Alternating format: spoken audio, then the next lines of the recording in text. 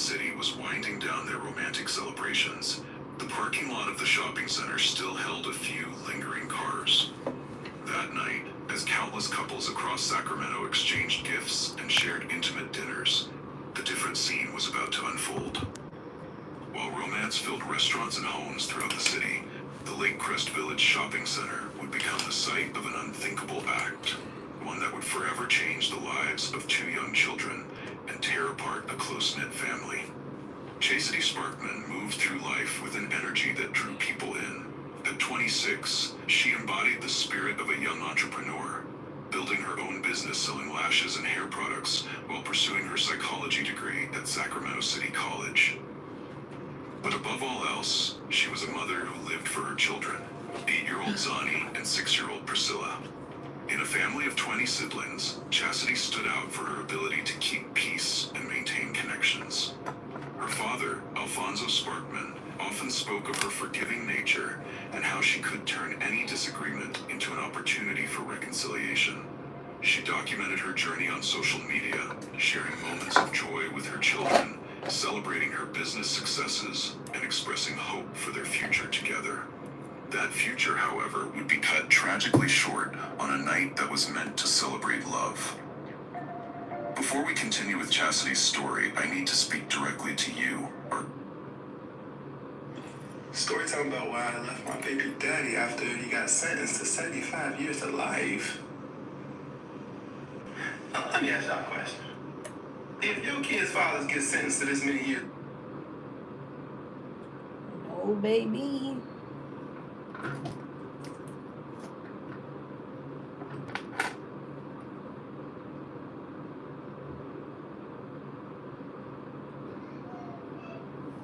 Do parents make their kids pay bills out of love and teaching responsibilities, or hey y'all, resentment for the sacrifices they I'm made? back to finish Let's this talk fight about this today. perspective and unpack the reality behind it.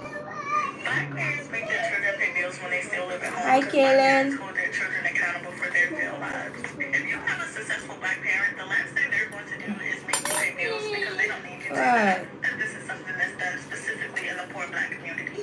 And I What don't think that it has happened? anything to do with teaching you Careful with that. responsibility, teaching you about bills, or Why teaching you you, how to save. why I you think that getting it's butter all over your diagnosed. face? I think a lot of black parents hold resentment towards their kids because Banana. they had to put their life Hey, on reach hold in home. order to be a parent. Banana. What are you I looking also for, feel like this Mimi? is why when you get older, your parents make you feel like I am you a owe queen them cup. for being a Just parent show Mimi because where I am they a queen put cup aside is. so many of their life dreams and their Gone career, then. and they make so many sacrifices in order to raise and take care of you. No. I personally feel like a lot of What? parents want their children to suffer in the same way that they What? suffered. And this is not every black Okay. parent. If you have a parent that allows you to stay home rent-free, then this is obviously not about you. But this happens a lot in the black community, and I personally feel like it has nothing to do with the actual bill in Okay. itself. I really think that black parents set out to make their children struggle. This is such a heavy and complex topic. On one hand, teaching kids financial responsibility is important, but when it's rooted in resentment or a sense of payback for being a parent, it just creates toxic dynamics that's hard to overcome. The part that really sticks out is the idea of parents holding their kids accountable for their own unhealed sacrifices. It's a cycle that can cause harm in relationships and perpetuate struggles instead of breaking them. But what do you think? Have you ever experienced this kind of situation where you know someone has? Let's talk about it in the comments below, because breaking these cycles start with understanding and accountability. Let me get that. Do parents make their kids pay bills out of love and teaching responsibility? You dirty or is feet, it just Dylan. resentment for the sacrifices they made? You dirty Let's it talk up. about this perspective and unpack the reality What you want? behind it. Okay, you wanna stay in mommy room? If you have a successful black parent, the last thing they're going to do is make you pay bills because they don't need you to. And I think that this is something that's done specifically in the poor black community. Where you wanna go? Careful, it's gonna hit you. Teaching you about bills or teaching you how to save. You want now? Come in and give you a cookie now. Mommy come tell you? I also feel like this is why when you get older, your parents make you feel like you owe them for being a parent, because they put aside so many of their life dreams and their career, and they made so many sacrifices in order to raise and take care of you. I personally feel like a a lot of black parents want their children to suffer in the same way that they had to suffer for having them. And this is not every black parent. If you have a parent that allows you to stay home rent-free, then this is obviously not about you. But this happens a lot in the black community, and I personally feel like it has nothing to do with the actual bill in itself. I really think that black parents set out to make their children struggle. This is such a heavy and complex topic. On one hand, teaching kids financial responsibility is important, but when it's rooted in resentment or a sense of payback for being a parent, it just creates toxic dynamics that's hard to overcome. The part that really sticks out with me is the idea of parents holding their kids accountable for their own unhealed sacrifices. It's a cycle that can cause harm in relationships and perpetuate struggles instead of breaking them. But what do you think? Have you ever experienced this kind of situation, or do you know someone who has? Let's talk about it in the comments below, because breaking these cycles start with understanding and accountability. Do parents make their kids pay bills out of love and teaching responsibilities, or is it resentment for the sacrifices they make? right now. Let's talk about this perspective and unpack the reality behind it. Black parents make their children pay bills when they still live at home because black parents hold their children accountable for their failed lives. If you have a successful black parent, the last thing they're going to do is make you pay bills because they don't need you to. And I think that this is something that's done specifically in the poor black community. And I don't think that it has anything to do with teaching you responsibility, teaching you about bills, or teaching you how to save. I think that it's done in retaliation. I think a lot of black parents hold resentment towards their kids because they had to put their life on hold in order to be a parent. I also feel like this is why when you get older, your parents make you feel like you owe them for being a parent, because they put aside so many of their life dreams and their career, and they make so many sacrifices in order to raise and take care of you. I personally feel like a lot of black parents want their children to suffer in the same way that they had to suffer for having them. And this is not every black parent. If you have a parent that allows you to stay home rent-free, then this is obviously not about you. But this happens a lot in the black community, and I personally feel like it has nothing to do with the actual bill in itself. I really think that black parents set out to make their children struggle. This is such a heavy and complex topic. On one hand, teaching kids financial responsibility is important, but when it's rooted in resentment or a sense of payback for being a parent, it just creates toxic dynamics that's hard to overcome. The part that really sticks out with me is the idea of parents holding their kids accountable for their own unhealed sacrifices. It's a cycle that can cause harm in relationships and perpetuate struggles instead of breaking them. But what do you think? Have you ever experienced this kind of situation, or do you know someone who has? Let's talk about it. Hey y'all, happy because Friday. breaking these cycles start with understanding and accountability.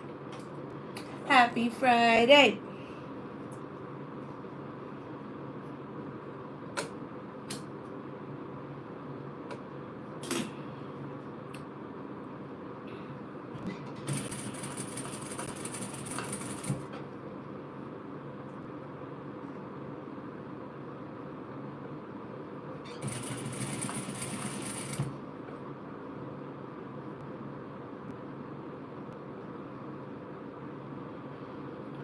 Where's the marker?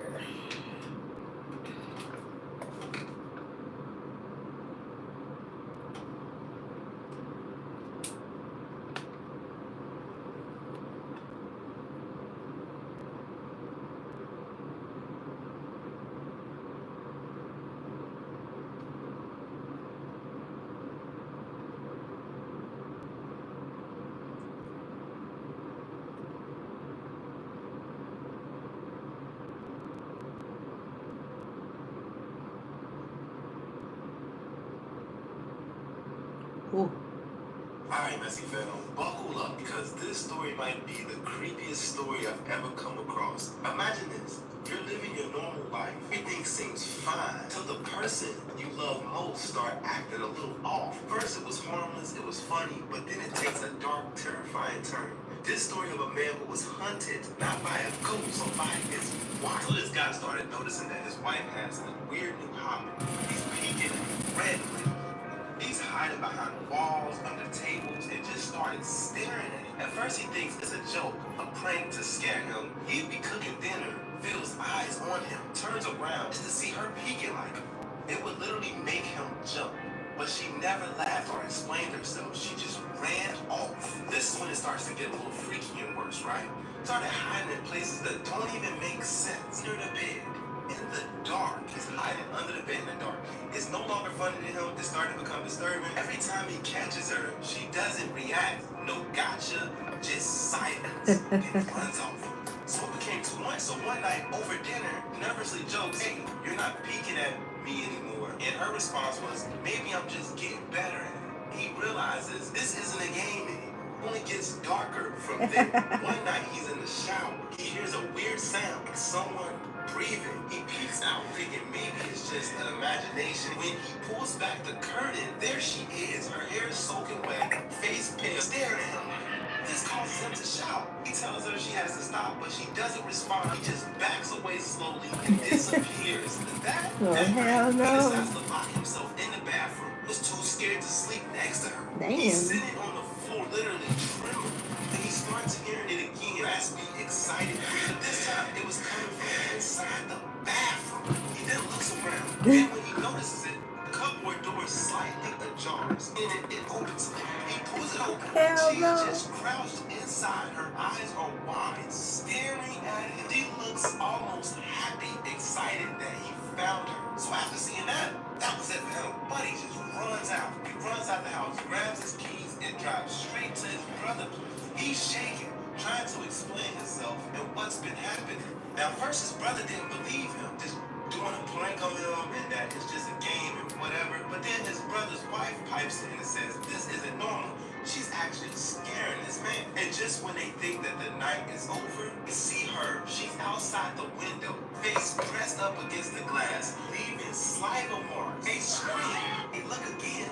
She's gone. With all of that madness that was experienced, they decided to let the brother stay at his house. Now, Yep. eventually, he did have to leave their house because he was going to work and he just didn't have enough work clothes. So he had to go to the strip to go back to the place. When he arrived, it was completely dark. All the curtains was drawn. The trash was all over the place. Family photos were shattered. Furniture flipped over. It was a spooky sight. As soon as he started to head upstairs, he started to smell these hints of rot. He goes into the bedroom. That's when he finds a pile of clothes underneath them eyeballs. Not human, animals. And then he sees more of them scattered in the cupboard. That's She's been crazy. collecting them. He's freaking out. Now he's starting to freak out. He's calling his brother. His brother's outside. When he hears it again, then he hears like this raspy, like breathing sound. He looks under the bed. Then that's when he finds his wife, bloody hands on a sheer glass with her eyes wide Hell open. no, Excited. bitch. She's not his wife anymore. She's something else entirely. She then lunges at him, but he dodges. He tries to talk her down by saying, "Hey, you need to get help. Let me help you." But she just smiles and her bloody hand reaches out. But when he Oh, hesitates, hell no. she stabs him with the glass. What? That's when he knew right then and there that it's not a prank. This is not his wife. And him and his brother completely just bail out the house, not daring to look back. They drive away, too scared to even go back to his brother's house with his wife because they was afraid that she would follow him there. Well, the story ended with him hiding out in a hotel. He's not safe. He feels that her presence is everywhere. He hears her breathing. He sees shadows in the corner of his eyes. Oh, Then Lord. one night, he gets a text from her that says, "I'm inside." Imagine living like that, hunted by someone who's alive. Messing with, what do you think? Was she possessed or mentally ill or something I don't even darker? know. Let me know your theories That in the bitch comments. crazy. Because there's a lot of spiritual warfare going on in this world. But that's all for today. If you got any of your own creepy stories, send them my way. See you on the next one.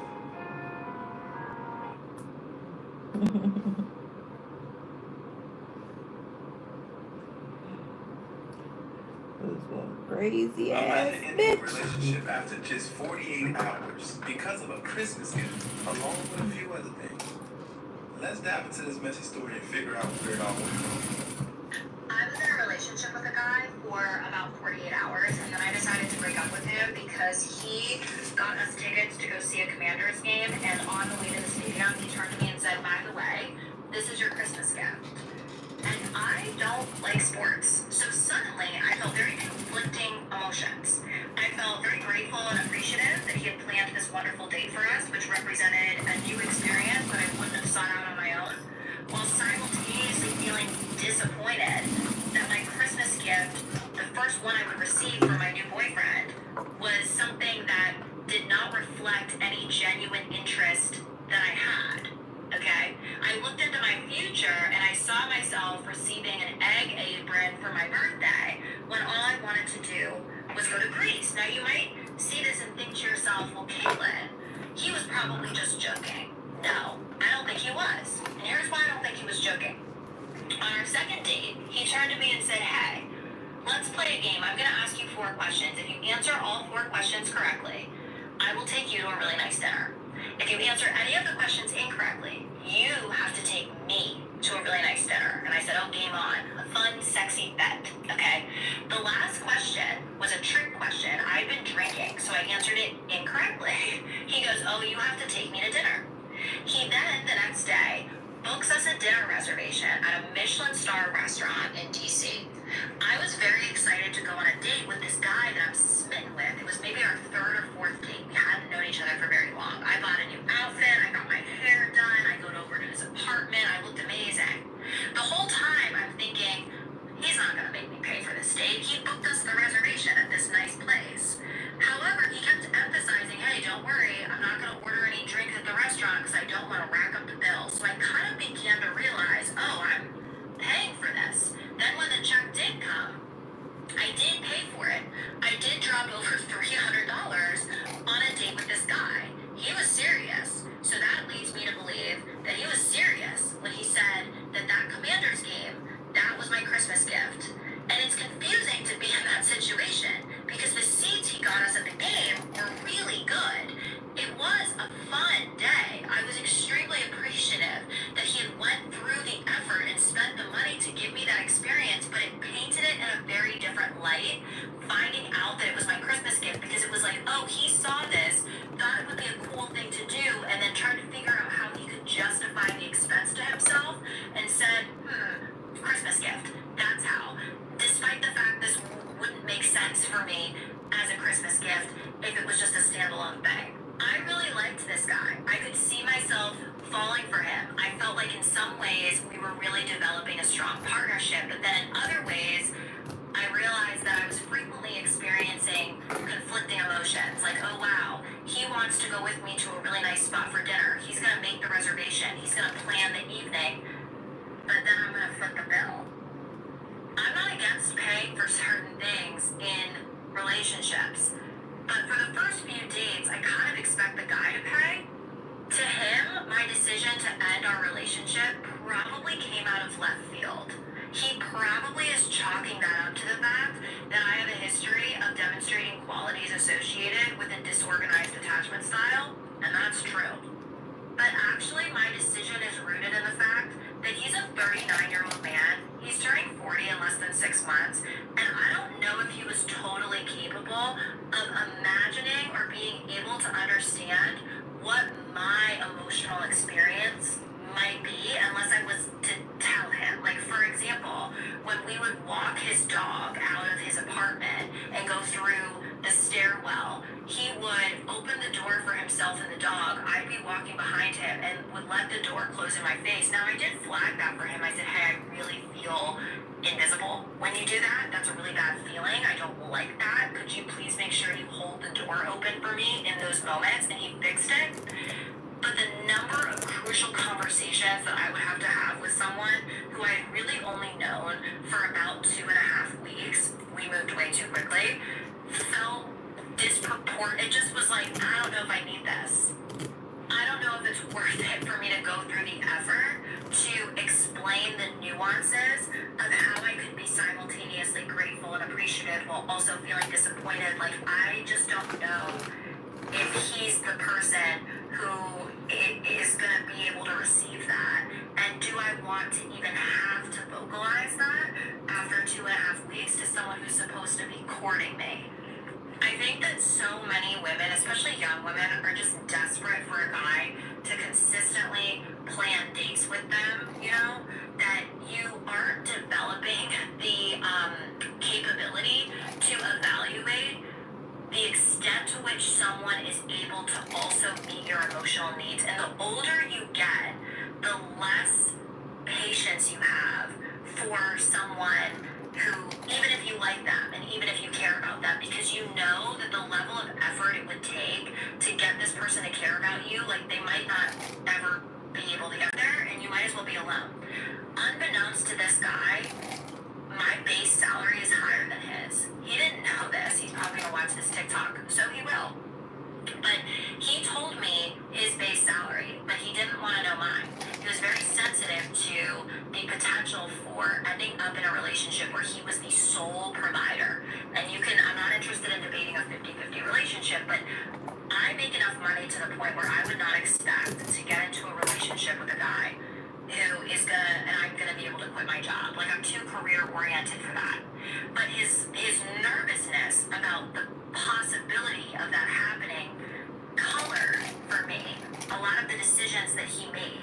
And he didn't realize maybe that I am fine financially. I wouldn't be using him for that, but I am evaluating at the same time how generous he is, how willing he would be to be a provider, not just for our future children, which he emphasized, the fact that he wanted to provide for future children, but is he going to be able to provide for the mother of those children? I caution you, if you are a young woman, against dating someone who isn't interested in dating women their own age, because they're probably going to say that it's because those women are in a rush, and probably some of them are. We're all operating sometimes from a place of scarcity and fear, okay?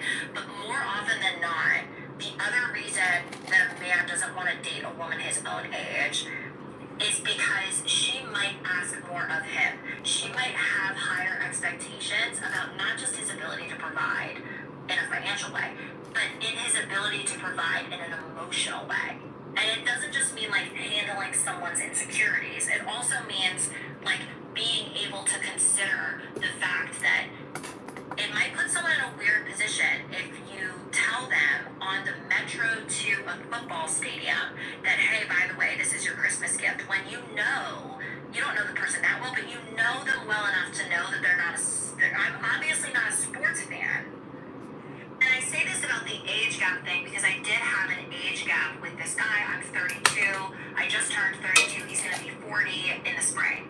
And he said he didn't want to date women around his own age because they were in such a rush to have children, which is kind of ironic because he was really keen to be a father. All in all, I liked this guy. I actually felt at different points in time like I was falling in love with him, but I just don't think he is where a man needs to be for me to remain in a relationship with him, because I didn't really like how I felt all the time.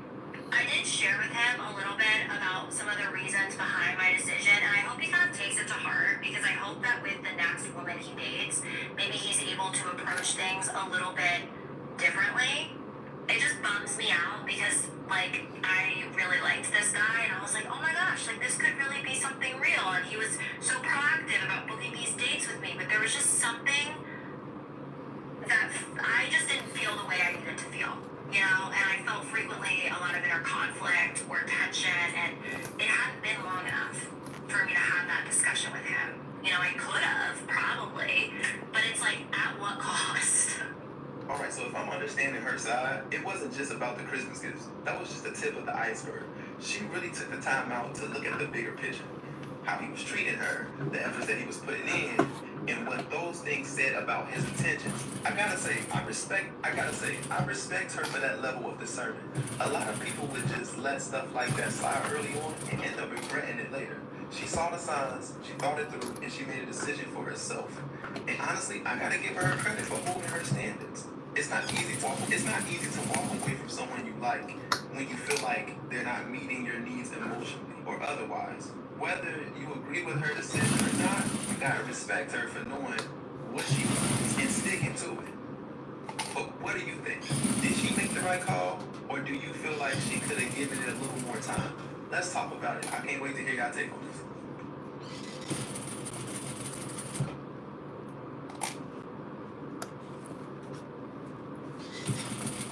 Welcome back, Messy Fam. This story is packed with drama. I'm talking a birthday weekend completely gone wrong. From a old friend stepping out of line to a high-speed escape from the cops. Let's dive in and unpack this messy roller coaster of a story. Okay, put a finger down if your boyfriend had a weekend of festivities lined up to celebrate himself for his birthday. And on Friday, y'all went to the club. Saturday, he had like a housewarming / go out to one of like his favorite little places. And then Sunday, it was like a little lounge day. So Friday, club day, he ends up renting a track car for his birthday, y'all. He was positive. So he rents the track car, you know, he goes pick up the track car, and he tells all of his friends and family like to meet him at a certain location so that they can all ride into it. So we had to be at the club, I think, by no later than 10. So everybody gets there. I'm dressed, you know, we in the car, everything's good. So once we at the club, we didn't have to talk about one of his female friends, and for the sake of this video, her name's gonna be Jamie. He had told me that while me and him were on a small break, that Jamie had tried to talk to him, even though this is somebody that posed as if they were completely friends with this platonic relationship. So once he told me that, I told him, okay, well, now that you told me that about Jamie, I don't feel comfortable around her, and I don't think she should be a part of your birthday festivities. So when we get into the club on Friday, y'all, why is Jamie at the club along with some of his other female friends? She doesn't speak, she doesn't acknowledge me. So at that point, you know, I'm kind of like, okay, cool, you know, if this is what this is gonna be like, I don't know if I can do this. So we in the club, y'all, we turned up, having a good time for his birthday. Keep in mind, I'm still pissed about the Jamie situation because I told you that Jamie shouldn't be a part of your birthday festivities because to me that's just disrespectful to your partner. So we having a good time, everybody get ready to leave out, and as we leave out, I walk out with my best friend. When I walk out with my best friend, Tim is gonna be my boyfriend's name. Tim is already outside with his friends. When Tim is outside with his friends, they are like congregated together. It's clear that they're laughing with some females or talking with some females who's walking by. So when I walk up, I'm like, hey, is the car on? Because I want to go sit in the car. So when I go sit in the car, he finished talking with the friends and comes over and was like, yeah, everybody trying to pull up at such and such place. So I'm like, okay, cool. So all of a sudden, the energy changed because I guess he sees what type of energy I'm on. And he like, are you, like, what's the issue? Do you not want me to go? Blah, blah, blah. And I'm like, it's no issue. I'm on whatever you want. Like, it's your birthday. I'm here to support you and celebrate you. So if you want us to go to an after hour, the strip club, wherever, I was down to go. So he then picks up the phone and calls his friends and was like, hey, you know, Mariah tripping. I'm just not going to go. We just go ahead and take it into the house and I'll see y'all tomorrow. So that pissed me off because don't blame me for not going out to celebrate your birthday. If you didn't want to go, just tell your friends you don't want to go. So we get into it, y'all. Don't really remember the words that was exchanged, but I call my best friend and I'm like, hey, you can go ahead and head to this area to come pick me up because I'm not gonna deal with this shit. So she like, okay, next. So we're basically both on the way to the apartment.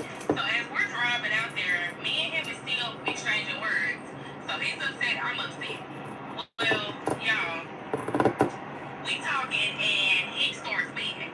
And when I say speeding, I mean doing 100 plus on the dash. So as we're speeding, he gets to a certain area where, boom, we done saw a car. So he say, fuck it, they ain't gonna catch me. I'm finna lose them. So y'all, we doing the dash. I mean, I'm talking about we going a super, super dangerous speed. So he do the dash. We done made it to the apartment. He done backed in park. I'm preparing myself to get out the car and run. Because I already took my heels off and everything, y'all, right after the club. So we both get out the car, we run up the stairs, we get into the apartment. He's like, keep on the lights off, you know, they don't know where we ran to. So this whole time, y'all, we looking out the window and we can see, like, all the neighbors and people, like, basically giving a description to the police officers, like, what we look like. Because, y'all, right after we get into the house, not shortly after the police show up, because they tell us that he may not have been able to get real close up on us, but they was close enough to see which way we turned and things like that. So you can see them outside inspecting the car, y'all, like looking at the car. I mean, I'm pretty sure our witness wanted to touch the engine just to see if it was hot, just to verify if that was the car. Who knows? You can tell they running the plates on the car. And then there's neighbors outside basically mimicking what we were doing when we were running. So at this point, me and him are talking, and he like, man, we need to get a game plan. We need to get a game plan because what's gonna happen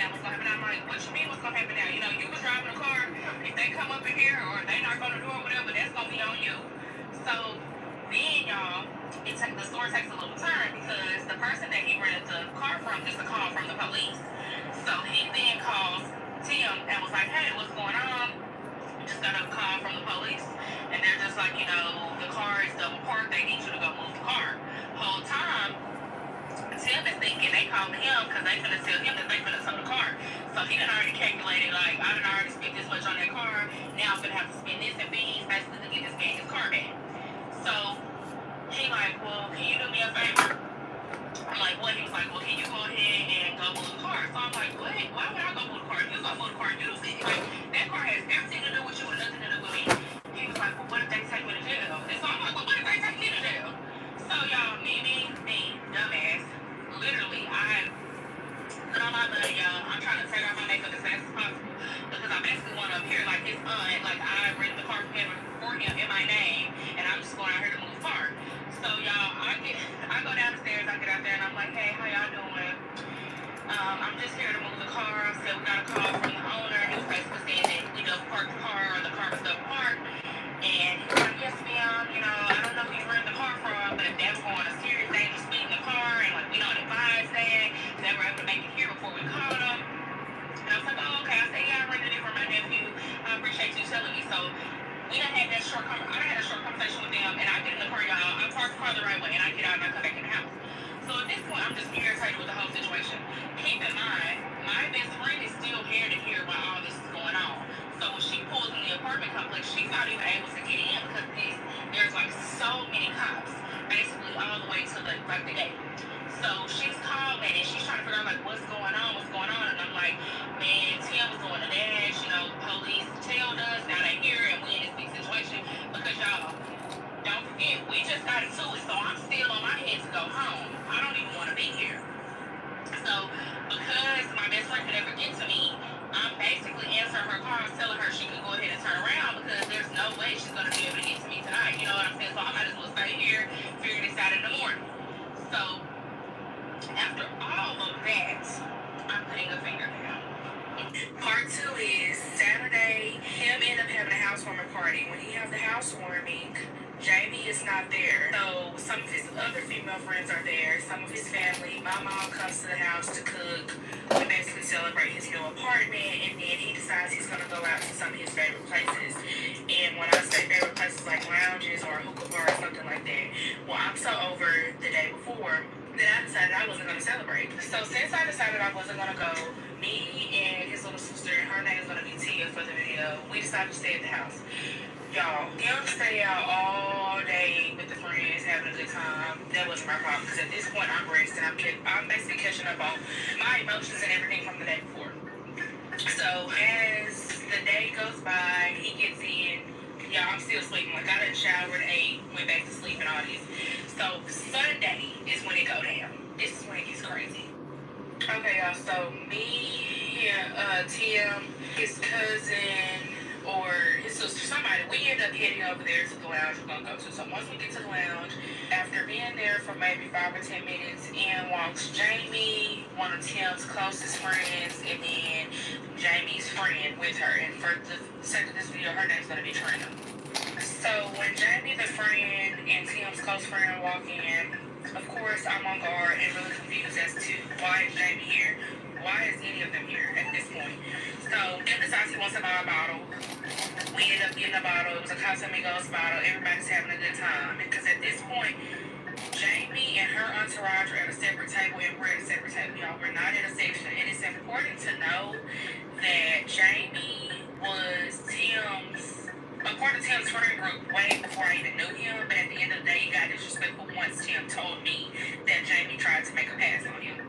So then we all having a good time, and I just feel like the vibe is off. It's so far off. And Jamie's friend Trina is going around twerking. And when I say going around twerking, y'all, twerking in front of all of the boys that are there with us. All these niggas got females. So to me, it's disrespectful to be doing that. When there's plenty of single niggas out here, go twerk over there. And you know how some women, they thrive off of that negative attention. Well, let me twerk in front of these dudes because I know it's going to spark some type of energy. Well, it sparked me because I got pissed because what's going on and why every time I look up And I got on shades, y'all, because I'm trying to scope the scene. Every time I look up, are y'all looking at me?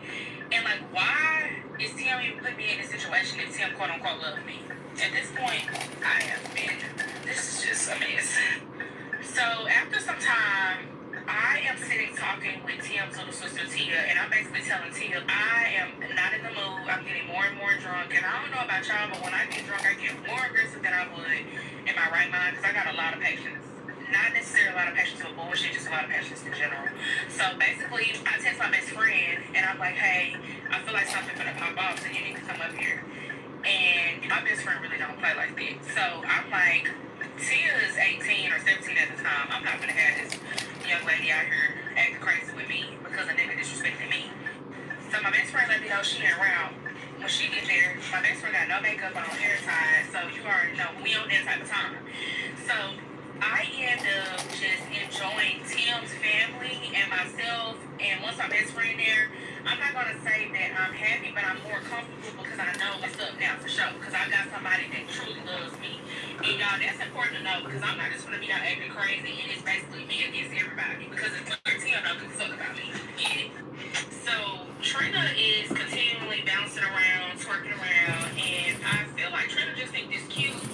And honestly, at this point, I feel like Jamie bought Trina with her just to do this, just to try to be cute about it. So at this point, why am I in this situation? So him is being friendly, going around, just basically greeting all his guests. Let's take a shot. Let's do this. Let's do that. Well, before you know it, Trina ends up gradually making her way closer to Tim.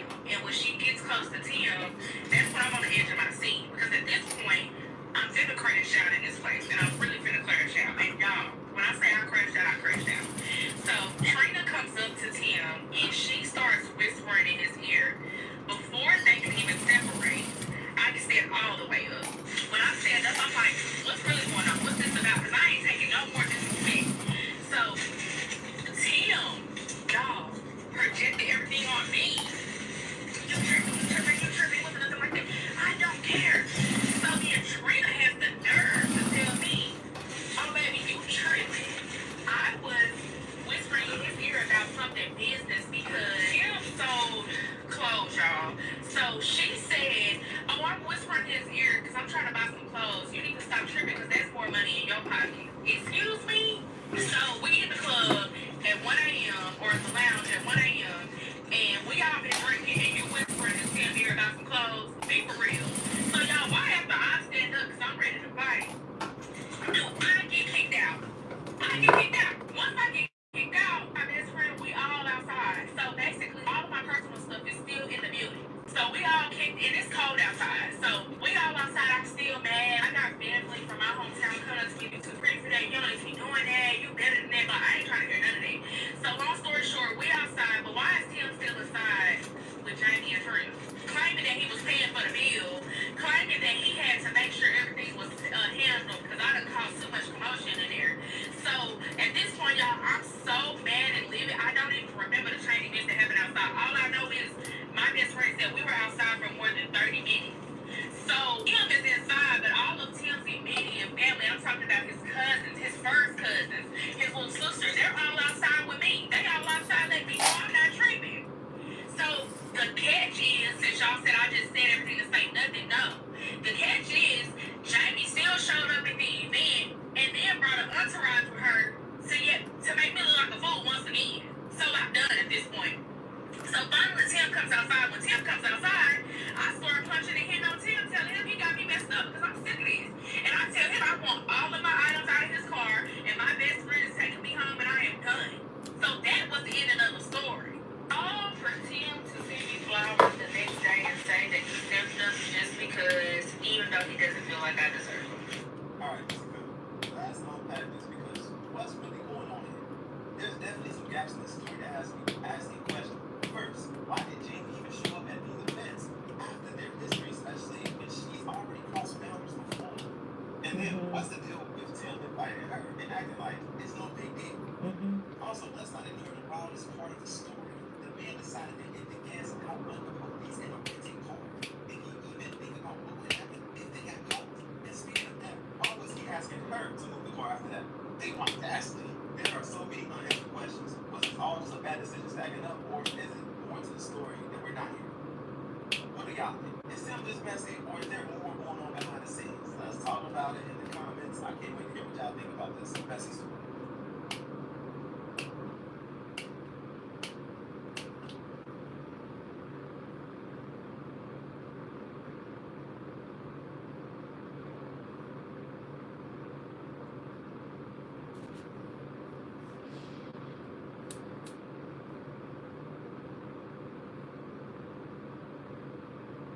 Oh, wow. The decomposed, decayed body, with some parts dismembered, of a British girl of Pakistani descent was discovered by the police on the riverbank, leaving Wow. all nearby residents horrified. No one knew the pain the victim had endured before being brutally murdered and her body meticulously concealed. It was not until about 5 months after her death that the dismembered body of the 17-year-old girl was discovered, prompting swift and extensive investigations. After the case details were released, many were shocked by the identities of the perpetrators and what they had done before murdering the victim. Wow. Today, we bring you a case that shook the media and public opinion in the UK for many years. Before diving into the details, don't forget to subscribe to the channel and turn on notifications to avoid missing any of our latest videos. The homeroom teacher in school became deeply concerned when their outstanding student, Shafilia Ahmed, suddenly went missing and could not be contacted. They promptly informed Shafilia Ahmed's parents. Finding the situation suspicious, the teacher also reported the mysterious disappearance of their student to the police. Upon receiving the report from the teacher about Shafilia's disappearance, the police began questioning her parents, Iftikhar and Farzana Ahmed. However, the two showed little concern for their daughter's disappearance. The couple provided vague answers to police Wow. questions, and their behavior was unusual. The investigation hit a dead end. However, about 5 months later, Shafilia Ahmed's decomposed body, with some parts dismembered, was discovered on the riverbank.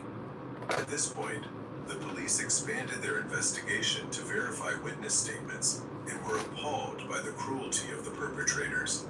It turned out that the cold-blooded couple, Iftikhar and Farzana Ahmed, had ruthlessly murdered their daughter. Wow. What shocked many, however, were the reasons and the brutal manner in which Iftikhar and Farzana Ahmed committed the crime. Wow. Why did they do it? Shafilia Ahmed was a beautiful and talented girl who aspired to become a lawyer.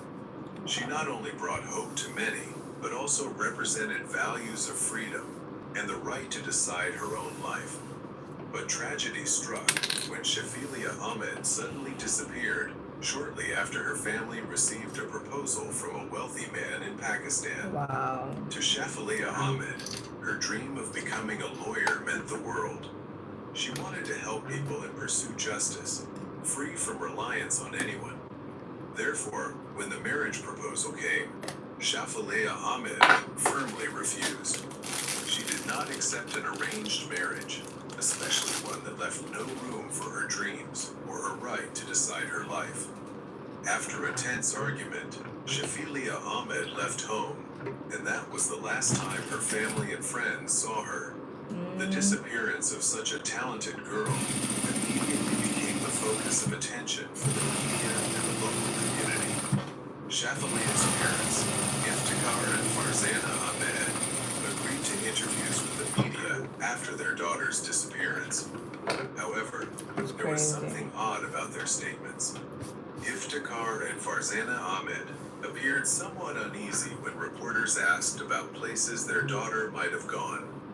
Reporters captured the emotions of Shafilia's parents, but as public scrutiny intensified, many noticed peculiar behavior from the couple. Dr. Cliff Lansley, a behavioral science expert, closely analyzed every detail of the interview. He observed that Iftikhar's expressions were highly unusual when discussing his daughter's disappearance. Initially, he suggested that Shafilia might have been targeted by racists, arguing that his family often faced discrimination due to their culture and beliefs. Iftikhar spoke with a sorrowful yet contradictory tone, claiming that people often thought poorly of his family and accused them of being criminals. He suspected racists had killed his daughter. Wow. However, the real tension emerged when a reporter directly asked Iftikhar and Farzana Ahmed if they were involved in Shafalea's disappearance. Instead of calmly responding, Iftikhar erupted in anger, shouting, "Absolutely not. Even in my dreams, I would never think of killing my daughter." Later, Iftikhar even broke into tears, displaying an exaggerated level of grief. His expression starkly differed from his earlier demeanor when questioned by the police. However, according to Dr. Cliff Lansley, this is what $35,000 gets you in Japan. This place has 4 bedrooms and is within an hour of central Tokyo. It's a 12-minute walk from Kashiwa Station, which is the second busiest station in Chubu. You're not gonna find anything like this within 60 minutes of Tokyo. There's an entrance of the side of the house. You see a kitchen, living and dining area. There's a toilet over here and a tatami room that looks like it's in decent condition. Wait a minute, there's another door here. Maybe this is the main entrance. Anyway, let's go back inside. Wow, look at this old school bathtub. This house was built in 1958, so it's considered old in Japan. Let's go upstairs. I'm a little scared to find out what's up here. Let's see. Well, it's just more rooms. Oh, and check out this view. It's a nice, quiet neighborhood. There are some really good looking houses in this area. It's one of those abandoned houses in Japan, but the purchase price is only $35,000, so what do you expect? I mean, it's rebuildable, so maybe you could demolish this, build a duplex like this, and turn it into a cash flowing asset. This is what $35,000 gets you in Japan. This place has 4 bedrooms and is within an hour of central Tokyo. It's a 12-minute walk from Kashiwa Station, which is the second busiest station in Chubu. You're not gonna find anything like this within 60 minutes of Tokyo. There's an entrance of the side of the house. You see a kitchen, living and dining area. There's a toilet over here and a tatami room that looks like it's in decent condition. Wait a minute, there's another door here. Maybe this is the main entrance. Anyway, let's go back inside. Wow, look at this old school bathtub. This house was built in 1958, so it's considered old in Japan. Let's go upstairs. I'm a little scared to find out what's up here. Let's see. Well, it's just more rooms. Oh, and check out this view. It's a nice, quiet neighborhood. There are some really good looking houses in this area. It's one of those abandoned houses in Japan, but the purchase price is only $35,000, so what do you expect? I mean, it's rebuildable, so maybe you could demolish this, build a duplex like this, and turn it into a cash flowing asset. This is what $35,000 gets you in Japan. This place has 4 bedrooms and is within an hour of central Tokyo. It's a 12-minute walk from Kashiwa Station, which is the second busiest station in Chubu. You're not gonna find anything like this within 60 minutes of Tokyo. There's an entrance of the side of the house. You see a kitchen, living and dining area. There's a toilet over here and a tatami room that looks like it's in decent condition. Wait a minute, there's another door here. Maybe this is the main entrance. Anyway, let's go back inside. Wow, look at this old school bathtub. This house was built in 1958, so it's considered old in Japan. Let's go upstairs. I'm a little scared to find out what's up here. Let's see. Well, it's just more rooms. Oh, and check out this view. It's a nice, quiet neighborhood. There are some really good looking houses in this area. It's one of those abandoned houses in Japan, but the purchase price is only $35,000, so what do you expect? I mean, it's rebuildable, so maybe you could demolish this, build a duplex like this, and turn it into a cash flowing asset. This is what $35,000 gets you in Japan. This place has 4 bedrooms and is within an hour of central Tokyo. It's a 12-minute walk from Kashiwa Station, which is the second busiest station in Chubu. You're not gonna find anything like this within 60 minutes of Tokyo. There's an entrance of the side of the house. You see a kitchen, living and dining area. There's a toilet over here and a tatami room that looks like it's in decent condition. Wait a minute.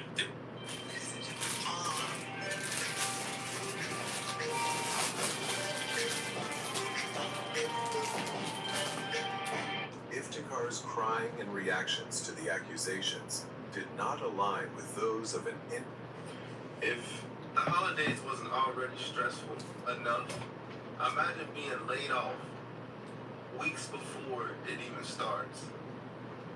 By artificial intelligence at that. Check out this woman's phone call with this employer and watch how they terminate her. check this out. Can you hear me? Can you hear me? Yes. Can you hear me? Yeah. Okay. Yeah. So we're here. So Caroline, thank you for meeting us with us today. As it's shared today at the staff meeting, we are meeting with those who are most directly impacted by this restructuring decision. Unfortunately, your position is one that is being eliminated. I would recognize how challenging this news might be. Please know that this decision is no way a reflection of your effort and impact you've had. You have been a vital part of our team, and I deeply appreciate your hard work, dedication, and commitment. I know there's a lot to process, and it's a difficult situation for all of us. Please know that I'm here to support you through the transition in any way I can.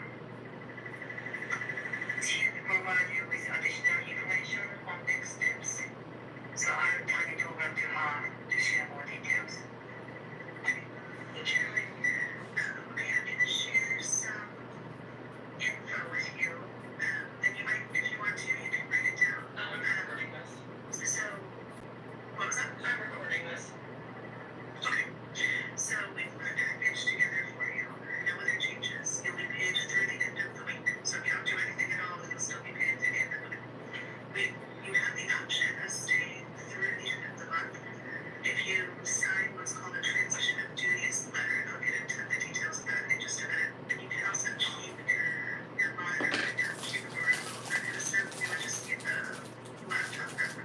You would decide tomorrow that you don't want to stick around to the end of December. You'll receive that package tomorrow, and you'll be paid for the end of the week. And then you'll have time to go through that package. If you want to stay longer, then you'll receive the package at the end of December, and then you'll have time through January to think if you want to accept it or not. You have until 2 p.m. tomorrow to say what you want to do. So that's basically you declaring, like, I want to just get my stuff now, or I want to stay through the end of the month. So that's what that transition of duties letter is. Y'all, I bought an iron. Questions about that? About all This of is that? like for when I make my bows and stuff, and my keychains and stuff. But I bought an iron for doing the bags. I should get that today. Whether you need time to process this information, nothing's here. We can take the rest of the day or today. Or if you want to talk to me or talk to your manager, we are here. And any other question you have now? Okay. Well, this was. I'm just like it.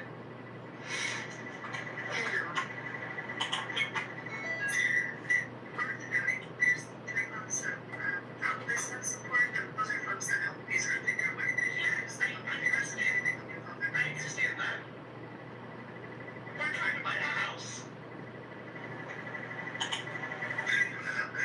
understand. I mean, like.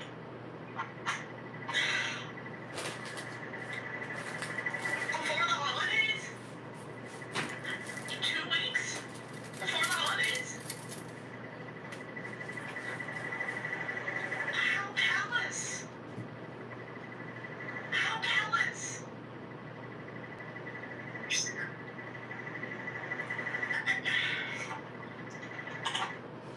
What are y'all thoughts on this, Messi fam? I want to hear what y'all got to say about this. Like, have you ever been in a situation like this? Me personally, I haven't been laid off since COVID. I think that's when I got my first layoff ever, was during the COVID season, and that sucked. But at least they gave us some type of stimulus and all that. And they were saying they were giving her a package and stuff like that, which is very nice because when I got laid off, we didn't get none of that. So, I mean, I guess it's a plus that they were allowing her to work throughout the month, or cut it short and take the week's pay. But they was also saying you can work all the way through December, and you can work, I guess, until January or something like that. But what are y'all thoughts? That sucks. I feel bad for her. My prayers go out to her. Make sure you guys follow her as well for more like updates on the situation or just to support her content in general to help get extra funds in her home. Let's keep the conversation going in the comment section.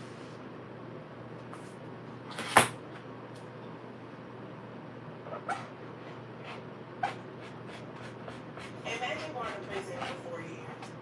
I did the time, so who better to tell my story than me? And listen up, it might be a little lengthy or whatever, but it's worth it. Because I'm the type of girl that loves detail. I pay attention to detail. So when giving a story or when telling a story, I like detail. So I'm gonna start by telling y'all what led up to prison. So I did bank fraud, scams, credit cards, Damn. you name it. I did taxes. I did it, right? I did it for about roughly 19 years. It wasn't until I let somebody in my game room, tried to help them out. She was dumb and got caught and put them in my game room. Told them everything. And then I became the ringleader. And might I add, I was really good at what I did. And I'm not bragging, but your girl was good at what she did. Again, I said I was doing this for about 19 years. Never got caught, never put nobody in my game room, felt sorry for the girl and tried to help her out. You can't help everybody out. But anyway. Alright, now listen, before we get into this video, now this, as y'all can see, is a whole series. This is a whole movie. Stuff this girl's about to talk about in this video is absolutely mind-blowing to me. I never seen somebody so straightforward in my life and just blunt. Y'all already see how hot she coming in, so just imagine how crazy it's about to get throughout the rest of this video. And I'm not, y'all know I don't do this, but this is that. So I did edit the videos. Y'all will see a lot of jump cuts in the videos because I just took out all the repetitiveness. Everybody who's used to being here on my Messy Family, y'all already know this is how we get down. So now I clip the video so that way we can just get straight to the story because we got some long-winded people. So believe it or not, this video was actually 50 to an hour longer than this original tape is now. It was a lot of repetitiveness, but it was. I got you together. So it's gonna be smooth. If you got some time, get into the video. Let me know what you guys think. Don't forget to save this video for later if you don't have time. Buckle up. This is a complete mess. I didn't even know I had a warrant for my arrest. It wasn't until one day in 2018. Hold on. It's gonna get good, y'all, I promise. So as I was saying, in 2018, it was one early morning. I heard some banging at the door. I'm like, who the hell banging on the door this early? It was literally 7 something in the morning. Like, who could be banging on the door? So, before I had a ring camera, because you got ring cameras now. So as I got in there and I looked at the window, I'm like, oh my God, 3 police cars. Mind you, I didn't know I had a warrant, but I knew that I was doing something illegal. I knew that I was doing something wrong, so I'm scared. So my boyfriend at the time, I wake him up, and I'm like, hey, the police down here, go downstairs and answer the door. Because I'm scared. I'm not going to open the door. So he gets up, he like, hey, what the fuck going on? So I'm like, I don't know. Now, mind you again, I know that I'm doing something wrong, but I don't know I got a warrant. So just in case, I go hide in the closet. I don't know what's going on. So he goes down there. They show him, hey, we got a warrant for Sierra, blah, blah, blah. And we looking for her. And she here. He was so G and he kept it so silent. I didn't need to say something like this. He was like, oh no, she don't live here no more. We ain't even together no more. I don't fuck with her. So the police so messy here in Jacksonville. They're like, oh, for real? Oh, well, she has 42 counts of fraudulent checks or defrauding a financial institution, blah, blah, blah. Why do people do this? When I hear that, I'm like, empty off a Players Club on 42 counts. No, but they so messy. They like, well, don't tell. If you do, if she reach out to you, if you talk to her, don't tell her that she got a warrant. Matter of fact, see if you can get her to pull up or come over here, and he hands him a card with his number and information on there and saying, and when she do, let us know, call us. What? So he come back up there and he tell me, hey, them people say you got 42 counts of bank fraud. I heard him, I'm freaking the fuck out at this point, cause like, how? At this point, they had to build the case on me. Not knowing, after the girl had not told me. Mind you, I had stopped hearing from the girl. I hadn't heard from her in probably 3 months or so. But I didn't care because I was just doing her a favor. She was a friend of my boyfriend friend. And she was getting ready to get put out. She had a little baby or whatever. And I felt bad for her. I was kind of hurt birthday. I have a real big car. And I'm asking my boyfriend, like, what do you think I should do? Like, he's some little carrot rice. They so good. They good. Y'all need to check these out. They came from Korea, though. Anyways, so I'm asking my boyfriend, what you think I should do? Oh my God, like, I'm not worried out on my rent. So I know you ain't gonna turn me in. He like, stop fucking playing with me. Why would I turn you in? It was just a little joke. But anyway, so I prepared myself to get ready to be on the run because I'm not gonna turn myself in. They're gonna have to do their job and come find me. I'm not going to jail. Oh my God. Mind you, I had never really been in trouble. So jail, no way. So I did a little duffel bag and I'm starting packing my stuff. I'm actually scared to leave the house at this point because what if they were around the corner waiting on me? So I seen him maybe 2 hours later. I seen him out the house and like go circle around the block, go make sure like they don't know where. So, oh my God, so funny. So he's like, no, they're gone. So I called my cousin and I'm like, cuz I gotta work for my arrest. I need somewhere to stay. She's like, oh, come on, it's no problem. So I packed my stuff. The car was in the garage, thank God. The car was in the garage, so therefore I was able to get in the car in the garage. I didn't have to go outside. So I get in the back seat, but I mind you, I'm in the back seat. I'm laid on the floor on the back seat. Cringe the fuck up. So I get to my cousin's house or whatever. I hide out over there for maybe a week. I didn't go out the door. I didn't do nothing because I was just that scared. So I had to build up a little courage after a week or so, and I was just like, these people ain't looking for me. Dumbass. So I keep basically living my normal life again. At this point, it was like a week or two or whatever. So I hate staying at other people's house. I don't know about y'all, but I love my own home. I can't be living with nobody. So me building up that courage, like, okay, I'ma just go home late nights, and I'ma just leave early mornings. So I was doing that for a good month. So when I get caught. So one morning, mind y'all, now this is the crazy part, because I'm cheating on my boyfriend already. That's the kid. I really didn't want to be with him no more, but I couldn't leave him either. So I was talking to this other dude at the time, and I didn't even tell him what was going on because I was too embarrassed. But anyway, so I'm cheating on my boyfriend, and we had him pulled up back at the house or whatever. We had went to go get something to eat, me and the boyfriend. And so we had put him back at the house, and he went in the house. Mind you, the other dude was calling, so I couldn't go in the house. I needed to talk to him on the phone. So I sat in the car. So the boyfriend, hey, you need to come upstairs, come in the house, come on, and whatever. And I'm just like, I'm coming. And I'm on the phone with the dude or whatever. And before I knew it, I was outside for about 2 hours on the phone. The boyfriend went to sleep. So after I got the phone with the dude, I'm like, fuck it, I got to pull the car in the garage. Soon as I clicked the clicker to go in the garage, 3 cars had pulled up in my driveway and locked me in. So I'm looking crazy. Mind you, they were undercover cars. They were not police cars. They were undercover cars. I'm scared shit is at this point. I'm caught. I'm finally fucking caught. Oh my God, what I'm gonna do? So I start blowing the horn because I knew it was police. I started blowing the horn, trying to get his ass up. Hey, they got me. He's still asleep. So they approached the I know she did not just say she left that man in the house for 2 hours. Now, y'all, keep in mind this. The police gave that man a car 2 weeks ago. I said, if you ever see her again, call her. She was in the car. This is what I'm thinking.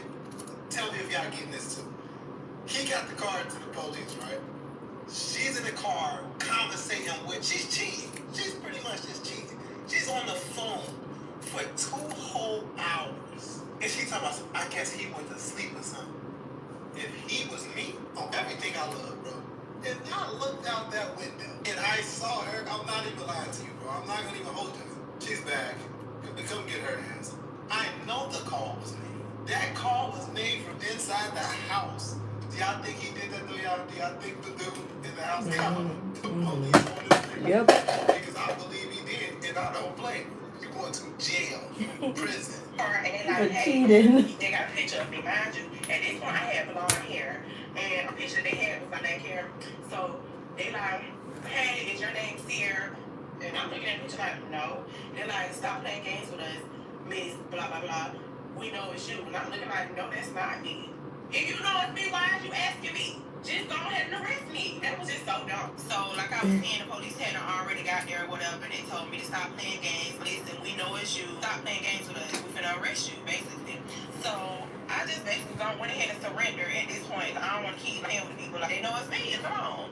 Meanwhile, while they still saying all this, they end up reading me my Miranda rights, and I'm literally blowing the horn, laying on the horn, because these people is arresting me. You need to get your ass up and come downstairs. They is gonna take me to jail, so I'm blowing the horn. Hey, get up! I'm calling his name. I ain't gonna say his name, but his name Brian. So I was like, Brian, literally yelling and blowing the horn. So the people telling me to calm down, police telling me to calm down. They'll go knock on the door to get him up. I'm like, he's not gonna just hear no knock. I need to go upstairs to get him. They go upstairs. No, ma'am, we can't allow you to go upstairs. Then they end up putting one cuff on me. They did allow me to make phone calls. So I had my phone or whatever. I wasn't even thinking about making a phone call. Back it up. As I was on the phone with the dude, he heard what was going on. He was like, what's going on? You straight? You finna go to jail? I hung up the phone so fast because I was so embarrassed. That's embarrassing because he didn't know what was going on with me, what I really did for a living.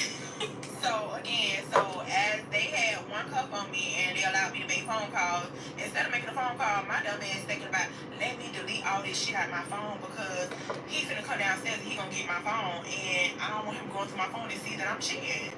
So I was deleting all the messages. I ended up blocking the dude or whatever.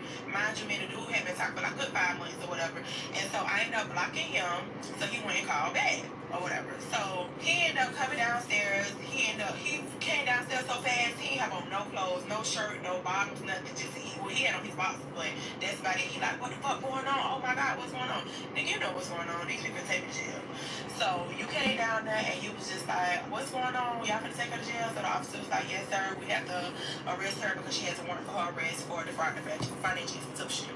So he like, well, I need to call her mom or whatever. So my job cleared the phone, gave him my phone. He ended up calling my mama or whatever, let my mom know what's going on. He ended up taking me down to downtown. So as I got downtown, I ended up calling my mama. My mama could not believe this, y'all, because nobody actually could, because nobody never knew what was going on besides me and my boyfriend. My friends, nobody. So when they found out, they looked online and they seen all these charges. They was like, no. So my mama, she had my back. She defended me to the end, baby. She was like, y'all got the wrong motherfucking person. My daughter don't do no fucking fraud. My daughter go to work every fucking day. Parents will swear for you. I'm really embarrassed because my mama really got my back and she really don't know, lady. Yes, like, I do fraud. I've been busting checks. So they end up seizing my accounts and they end up seizing my truck. I wasn't a homeowner, so I was still renting, so they didn't seize the house or do anything with the house. They just seized my accounts and my truck at the time. So my bond was $500,000. So my mama was trying to figure out, I gotta come up with the money for my boyfriend to get me out or whatever. I ended up getting 2 lawyers. I ended up having to get a lawyer for the overall case, and I ended up getting a lawyer for a bond reduction. I had to get a bond reduction. Ain't no way that these people gonna have to come up with this money to get me out, but $500,000. So $500,000 bond for those who never don't know nothing about prison, I guess. A $500,000 bond typically only have to pay 10% of whatever the bond is. Never do you have to pay the whole thing. So she's gonna have to pay $50,000, and clearly she don't got that. I'm trying to get a bond reduction, so she's trying to get it lower so that way she can get something that she can bail out on. I told the dude, I ended up calling him while I was in there, and I had him end up getting me a lawyer for the bond reduction. I thought it would have been $5,000 she paid. $50,000. I did at this point, I stayed in there for like 43 days or so before I was able to get a bond reduction. I get the bond reduction. Oh my God, I go to court for that, and they tell me that they got a nebulous hold on me. So basically, until I can prove where the funds came from to bond me out, then I had to stay, regardless of the reduction. Thank God, my mama had a great job or whatever. Her and my grandmother, they use their accounts and stuff like that, showing, hey, this is where the money is coming from. So they bond me out. The crazy part about this whole thing is, when I got out, y'all probably don't believe, but this is real shit. When I got out, I wasn't even thinking about anything. I was thinking about this nigga that I was talking to because he had some good implant that make you go strong. So when I got out, it was the first person I was thinking about. I wasn't thinking about my nigga that was at home that helped bond me out. I wasn't even thinking about him. That's the crazy part. I called him immediately. And when I got out and told him I'm out or whatever, and he was like, I'm gonna come to my friend's house and meet me because I hadn't went to my friend's house after I got out. That's so crazy work. He come meet me at my friend's house and we chop it up or whatever. But this nigga done end up giving me an ultimatum, letting me know, because he knew about my boyfriend, but he ended up letting me know this. Hey, it's either gonna be me or him. I ain't gonna keep doing this with you. Cause feel like he felt like that now because now you done got me a lawyer, so now you feel like, oh, we all in or nothing. That's how I feel. So I finally make it home or whatever, and I woke my boyfriend up, and I basically was like, hey, I'm home. He was excited to see me, but he was still asleep or he was sick or something. And so I told him, I was like, hey, we need to talk. And so he was like, I don't want to talk right now. I want to talk in the morning. So I was just like, no, we need to talk now. But he wasn't having it. He didn't want to talk. So me not knowing the whole time while I was in jail, he already knew what was going on. I didn't know that, but he did. He knew what was going on. He ended up going through me and my cousin messages. Y'all, I deleted the message between me and the dude. But he ended up going through me and my cousin messages while I was talking to my cousin about the dude. Does that. But I must say, he kept it peeved because he said he didn't want me to go through it. I was already going through it while I was in jail, so he didn't want to add on top of it. So he didn't say anything. He was waiting till I came home. So he didn't want to talk that night. So the next morning, he wakes me up. He like, hey, get up. So I'm like, hey. So he not ready to talk. At this point, I'm mad. I got attitude because I don't want to talk. I tried to talk to you. You didn't want to talk. So he like, nah, I'm ready to talk. So since you're ready to talk, I guess I'm finna lay it out. I was just like, hey, I've been seeing somebody else, and I don't want to be together no more. He was like, to be honest, I already knew that. I already knew that you was seeing somebody else, but can I ask you one question? I was like, he was like, you love him? So I was like, I do. When I tell you good ass man, I'll make you say some dumb ass shit. Girl, no you don't love that man. So to fast forward and speed it up, I end up telling him whatever, and we end up getting in a fight and a big argument, and I end up putting him out, and we broke up. I got what to do. One letting the dude end up coming to stay a little while or whatever. And we was together. Did not. So while I'm out on bond, y'all, I'm thinking that at this point, well, I'm already out on bond. I didn't get my shit together and seize my accounts or whatever. So at this point, I'm gonna do it again. Let me run it up again. No, you did not. I'm so fucking dumb. Why would I do it again? These people watching me. So I'm out doing my thing. Yeah, I guess that's what she knows, right? That's all she knows. I was out on bond for about 4 months. I was going back and forth to court. The last time I went to court, I was getting ready to leave court because I had ended up getting another job or whatever, and I was like, my lawyer was going to be in a place with me, and he told them like I was going to work. As I was getting ready to walk out the courtroom, the defense said, no, not the defense, state was like, hey, we can't let her leave. We talked to the judge, we can't let her leave. She has another warrant for her arrest. Oh, damn. What? So the judge told me to hold on. As they were talking or whatever, he ended up saying, yes, you got a warrant for your arrest, you're not going to be able to detain her. You so did that they kept me again, and at this point, I'm thinking I got another bond, because they lied and said I did have a bond, and this bond was kind of low, pretty low, but when I got downtown, I ended up having no bond. They revoked the bond because I was already out on bond, so now I can't go nowhere. So now I'm in jail. Girl, you're a mess. I sat in county for 10 months. 10 months before I got sentenced to prison. Now here you go. Girl is a mess. I do want to back it up a little bit for y'all. So the eggplant man, this is the most important part because y'all know he had gave me the ultimatum or whatever, saying that hey, it's either gonna be me or him because I don't want to keep going back and forth again. So I chose him. Eggplant was too good to let go of him, so I chose him. He ended up moving in with me a month later, and we had got serious or whatever, and we was together for about, I want to say we was together for about 5 months because I was on the outside fighting my case on the outside for 4 months. So we was together for about 4 months. So I don't even know how this is possible. Be sure for unsure. I knew he was staying with me, but the day before I went to court, I found out he was married. His wife pulls up to my house and jump out the car and say, "This what we doing?" I'm like, what is going on? Who is this? What's going on? Ooh, girl. So he tried to explain himself. Oh, this is You left your good man for someone's husband? What? Victory for that man who took that L. In comes wifey. You don't get no messier than this. This is ridiculous. This is crazy. You cheated on your boyfriend who was looking out for you. You got with a man, eggplant man. Eggplant man. If that ain't the biggest fuck you. Yeah. Oh my goodness. Wow, but how eggplant man married moving in with I don't woman? even know if he finished healing, but if he did about it, he didn't have to wait that long. Hello. He said 4 months, and then he gone. This man's gone. Bag making. So the man you was just kicking it with, the man you left your man for, you let him move into your shit, and pretty much bailed on your ass once you went to jail. Yep. And you just talking about it afterwards, it was just like such a thing to do. It's just like, you don't feel betrayed, bro. You don't feel like a little bit disappointed in yourself. Like, you seem too happy. Yeah. Yeah, you can be locked back. You need to go back to jail.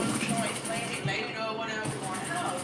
So I'm like, no, I'm not going no house because you tell me what's going on now. Who is this and what's going on? My job, I had already told him I had somebody. I gave him that disclaimer. Yes, I had a boyfriend, but he didn't care. Of course, he don't care. But he didn't care, so I just felt like I opened the door for you to tell me that y'all married or whatever. Okay, so I just wanted to put that out there that he was married. So anyway, so back to the county.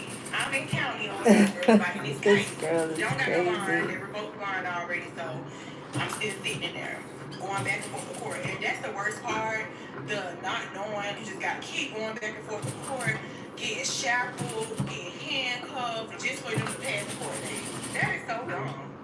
So, mind you, after 2 months had passed and I'm still sitting in there, y'all, I made up a big lie. Oh my God, I'm so ashamed because I made up a No, big you're lie. not ashamed. So 'Cause me thinking, oh my God, I'm really in some shit. I'm finna go to prison. And because my lawyer is telling me that I might have to take some time. So I didn't think they sent pregnant people to prison. I'm so naive to it. Oh, they don't send nobody to prison pregnant. yeah, It was they a don't pregnant care. person in my dorm. And I paid her in commissary and told her, hey, I need your pee. I need her pee because I'm gonna tell the judge and everybody else, bitch, I'm pregnant. They don't give a shit. They have a maternity section in So prison she for let me you. use some free cookie and I ended up telling my pregnant when I went back to court. So now my mama think I'm pregnant, my grandma think I'm pregnant, my friends, everybody think I'm pregnant. So now it's really bad because they like, oh my God, she can't go to prison pregnant. So it came to the time where my family had to write character letters and they had to come in and talk on my behalf or whatever, just to see what type of person I am or whatever. Girl, you a I mess. think this what made me feel bad about it because my grandma came and she took the stand and she was just like, this is my granddaughter's first baby. Please don't take her away. This is your first child. She's going to be a great mother. She's never been in trouble. She's good with the community. Blah. That was the worst part. I got everybody speaking on my behalf. My cousin, they so sad, like, Your Honor, my cousin is a great person. She's never been in trouble. Please take some slack on her. She's going to be a first-time mom. So, the things or whatever, the state, I don't know how they knew, but they knew I was lying because they started questioning. And like, they was questioning my grandma. How do you know she's pregnant? How do you know she's telling the truth? And I'm sitting here looking crazy. Why would they ask her that? Next thing I know, they done told the judge that I need to be tested again. I already been tested because, mind you, I had a pregnant girl pee in the dorm. Man, they took me to Shan, to the local hospital, and they went to get an ultrasound and a heartbeat. Now, mind y'all, this is the craziest shit too, because when they did the heartbeat, the lady said, I hear a second heartbeat, it's pretty faint. But that's when they said you thought I was pregnant. Another month went by. They wanted me to go back to the hospital, do another ultrasound at this point. So now I'm really terrified because I'm like, I'm not pregnant and this shit is fit to really fuck me up because my judge was so sweet. She was so nice. She came from family court, so of course she was real nice and she was very concerned that I'm pregnant with my first kid and I'm gonna go to prison. So she was kind of being lenient or whatever. The state wanted me to do 8 years. They wanted 8 years. They wasn't coming off 8 years. They was not coming down. They wanted 8 years. But I ended up pleading out to my judge. So when I think that if I wouldn't have got caught in the lie about being pregnant, I wouldn't even got the 4 years. Because she ended up giving me 4 years. She gave me half of the 8. And the only reason why she gave me 4 is because she could not believe that I sat in her courtroom and lied. I was so embarrassed because all my friends thought I was pregnant. My mama, my grandma, everybody was going to bed. Oh my God, she's gonna be a first-time mom. Now you cannot go to prison. So they ended up figuring out I wasn't pregnant, and the judge was like, she was very disappointed in me. And mind y'all, when she sentenced, when you get sentenced, they don't say 4 years, 3 years, they say the month. So she said, I hereby sentence you to 48 months in state prison. Oh my God, I about lost my shit because I'm like, 48 months? How many years is that? Look at the name term. How many years I'm gonna do? Because 48 months, that is insane. That sounds like a long ass time. 48 months. So at this time now, the Put it boyfriend together, took me ma'am. down or It whatever. was 24. Yeah, 224 is 48. I talking to Ed Plan at the time. We wrote here and there. He would write me letters. I didn't call him that often because I couldn't believe that he was married, and I really didn't get a chance to digest it and talk to him about it because I told y'all it was the next day I went to court and they kept me. But the boyfriend, he held it down now. In the beginning, the 10 months that I did in county, he was not there for my prison sentence. I'm gonna get into that, but he was not there for that prison sentence. Basically, I got asked. We don't gotta get into that. I think everybody understands why he was not there for the prison sentence. We do not have to get into that. We do not If we care. get into that, that is going to be crazy. Leave this man alone. Yes. We don't want to know nothing. Nothing. You have humiliated this man enough. We don't want to know anything else. Messy family, what do y'all think so far? We got so much to cover, but what do y'all think so far? If you made it this far in the video, I let me think know. she needs Drop to the leave time that man alone. and know what you think you gonna fuck. County time is some hard time. Literally, it's nothing to do in county. You walk in circles, you might play little cards here and there, eat, and go to bed. It's nothing that you can do. When they say rec, time to go outside to rec, you still caged in. You're not even outside. Excuse me.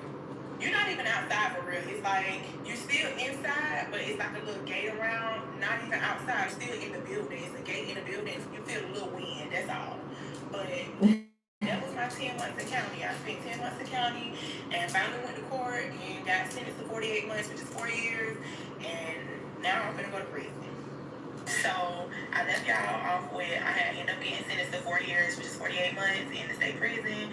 I had done did 10 months already in the county. Yes, it did go towards my sentence. So the time that I stayed in county, they put it towards my prison sentence.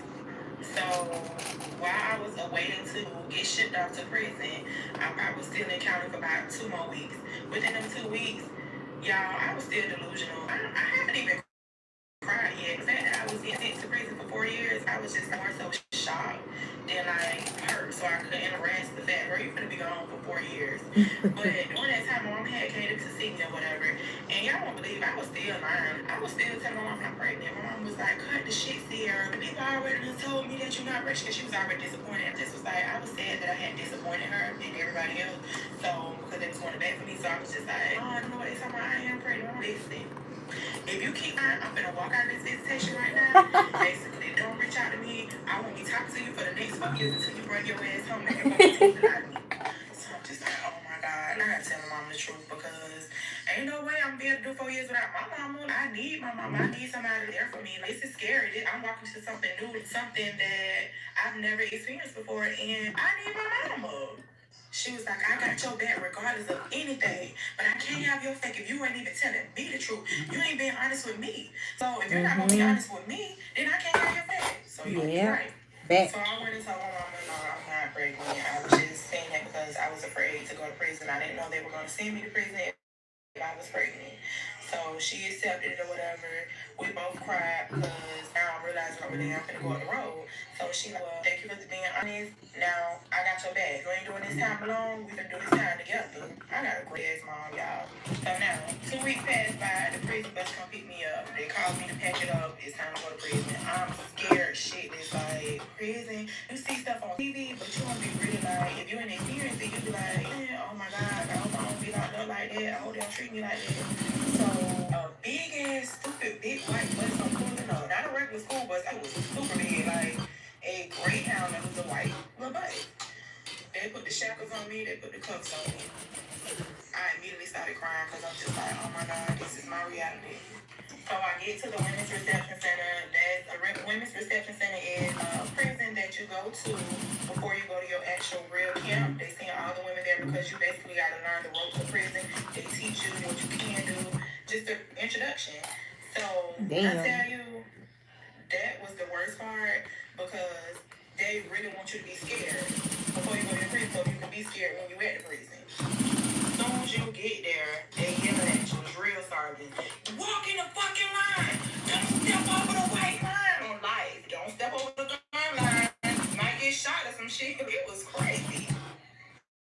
you get in there, they immediately put you in this cage. It's a real big old cage, fits in a freaking animal. I'm looking scared. Oh my God. I'm even looking at me. I'm like, oh my God, what happened? I'm in a cage like a dog. So then they called me, called my last name or whatever. They did my little intake or whatever. Then they immediately give you some kind of green shampoo. Make you put it in your hair and make you and wash your hair. They say it's for lice or whatever. But you immediately wash your hair and then they're gonna make you take a picture. So you really want me on the internet looking stupid? So you want to put me on the internet like this, while my hair all stupid, wild, bushy, wet. They just try to embarrass you. After they finish taking your picture, they like yelling at, what size uniform you wear? I'm scared. You don't know. You better find out. Everything is just yelling. That's why I say I'm really like, I'm traumatized. I hate for somebody to get loud with me. I hate for somebody to yell at me because that's all they do in prison is to yell at you. So I end up getting my uniform, putting my uniform on. It's a girl next to me. She trying to talk to me. I'm scared. I don't even want to talk to nobody. I'm just like, what you in here for? I'm scared to say anything. I don't know what I'm in here for. It was just crazy. So that was the intake or whatever. Then they assign you to a dorm or whatever. You get assigned to a dorm and you go to your dorm. I'm not knowing the whole time. I'm not even gonna be able to use the phone. Oh my God, how long am I gonna have to be here without using the phone? I need to call my mom. I need to know what's going on. Without using the phone, I need to call my mom. I need to know what's going on. So you can use the phone. You don't got your tablet yet. You do have a little computer where it was JP at the time, but you got to stand in a long line for that. It was a long line every day to check and see if you had messages. So people from the outside could add you on JP or whatever to write you. And that's before you got a tablet. I needed my mom to know exactly where I was at so she could use money on my books and stuff like that, etc. But I couldn't use the phone the whole time I was there. And I was probably in reception center for about a good 3 weeks or so, almost a month, without using the phone. Just writing her, emailing her on JPay, and I had to stay in line for that everything. When I tell you at the reception center, they some really bad asses, like some big bullies. And I ain't saying I could beat everybody, and I ain't saying I ain't scared of nobody. But what I'm saying is I'm a big girl, and I can handle mine. But as soon as you on the yard, I'm new to this, so when they know you new, and you probably look a little scared, they gonna try to try you. Child, why a girl done tried to skip me in the commissary line? Oh, I was not having it. Hey, baby, I might be new, but I'm far from motherfucking scary. I'm scared, like, of the environment, but I'm far from scary. So you ain't finna just jump in front of me, and I done stood in the line, because first of all, you have to stand in a long line. They don't care if it's hot, raining, snowing. You gotta stand in the line for canteen.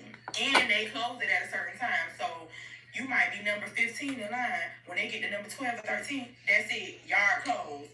So I done stood in line all this time for a whole hour just for the yard to close, and then they finna get in front of me? Oh, no, man, we ain't doing that. So that was my first argument at the reception center. It wasn't my first fight, but it was my first argument. I was like, hey, I'm in line. And she was like, I know that. I was like, you ain't finna skip me.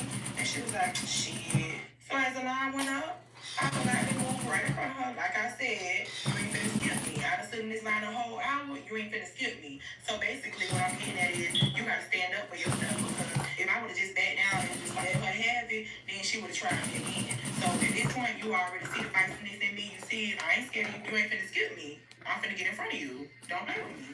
You can get behind me. You can get on the side of me, but you ain't finna get in front of me. So you had to get up every morning at 5 a.m. to clean your bed area, get up for count. Oh my God, y'all. Count time was the worst time in prison. Because some of them officers seem like they can't count, and you can't do nothing during count. You can barely motherfucking sneeze during count. You can't go use the bathroom. You can't do nothing during count. Count time is count time. You, like a drill sergeant, you better be in count. So the reception center was kind of boring. It really wasn't nothing to do there. You did go in the yard, you sit at the tables and chit chat with people. But like I said, I wasn't friendly. I didn't know people. I was a little scared of the environment. I wasn't trying to make no friends. But like I said, I was probably there days, almost 30 days. Probably day 22, I did end up meeting somebody, and we ended up going to the same prison, like our real prison. And we've been like this ever since. And we still friends now. But child, they scared the shit out of me. They kicked my bum. Hey, pack it up. I'm gonna pack it up. Where am I going? Because at this point, I didn't know that I was going to a real prison. I just thought that I was in a reception center. I found out when they kicked my bum and told me to pack it up. So they was like, gonna go to the prison. So on certain days, you knew what prison you was going to, because on Wednesday you would go to gas, and on Thursday you would go to Hernandez and stuff like that. And it was a Wednesday, so everybody was like, oh, you going to gas? You going to gas night? Oh, you going to cupcake camp? They're like, yeah, girl, that shit's sweet. It's a walk in the park. So my anxiety done calmed down a little bit. I'm still scared, but I'm like, it says cupcake camp. A little small disclaimer before I get back into it. I was 26, almost 27 years old when I committed this crime or when I went in. I'm 34 years old now, so I didn't have the mindset that I have now back then. Girl. I can't go back and change the things that I did. I was a little dumb, but I'm way more wiser now. And might I add, I needed this prison sentence. It changed me. So just want to throw that out there. So I was saying, they woke me up, told me that I'm going to Gaston, which is a private camp. So when I say private, meaning they have a lot more amenities than the DOC have. So it was cupcake camp is what they called it, meaning it's not real prison. It was real prison to me. Anything was real prison, I was away from home, locked up, and being told what to do. So it was real prison. The girl that I had met at the reception center, she came with me, so I already knew somebody, and we were cool or whatever. We got separated when we got to the cupcake camp, which is Gaston. So we was kind of, oh my God, no. But we would see each other at rec all the time. We would meet up at the child hall, and we would hang out. The first thing I want to do was use the phone. I didn't care about nothing else. I needed to call my mama and let her know, hey, I'm gone. I'm at this new camp. Please put in your visitation form. I need y'all to come see me as soon as possible because I need to see my family.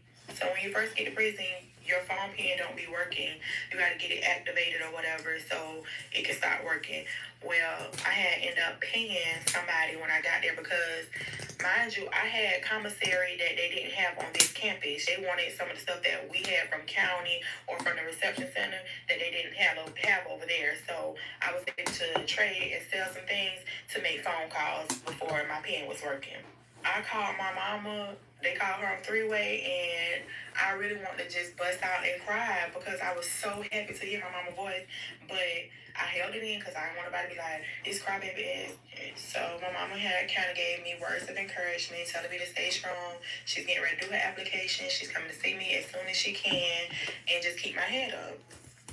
I'm gonna find my mama, and I immediately kind of get acclimated, even though I still could not, like, I was just crying, like, went in the bathroom stall and just boo-hoo cried, like, I could not believe this was my reality, like, who is in prison, like, you finna be here for a while, so you might as well get comfortable, because you can't go nowhere. So I had got my bed assignment. Mind y'all, I am a heavy-set girl, so why would y'all put me on the top bunk? Like, I'm supposed to climb up here on this bunk bed and get on the top? Like, I immediately was so mad because, like, why'd y'all do me like that? So I climb up there, and immediately as I get up there, all I hear is a whole bunch of yelling, count time, what's going on? Mind y'all again, all they do is yell, so the yelling is like taking me out at this point because all you hear all day is yelling. And count time is very serious on the compound. No movement at all. Don't get up, don't talk. You talk, you getting roped up. Too many DRs and CCs, you going to law. So you better be still on your bunk.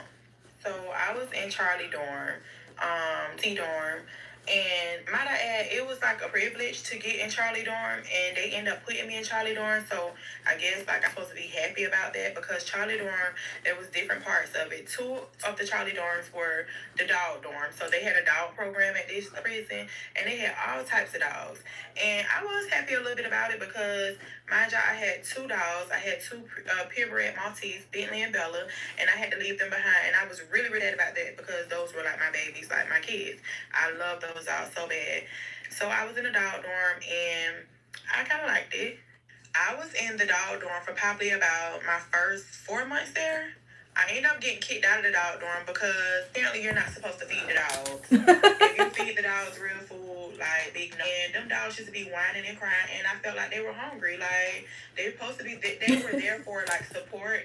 The people, you had to be in the program and you trained them to get them ready to either go with like somebody blind, somebody that needs like a service dog, because that's what they were, service dogs. So they didn't want you feeding them, but I felt sorry for the dogs. I felt like, hey, they were hungry, so I fed them. When they kicked me out, they ended up putting me in faith base. Oh my God, y'all, faith base was a trip. Faith base was something else. So here I am at the cupcake camp. I'm here for about 4 months now. I finally got a job. So everybody has to work in prison. You cannot just lay around and not do anything. You're going to be a houseman is somebody that stay in the dorm and you clean up the dorm and you have different assignments in the dorm.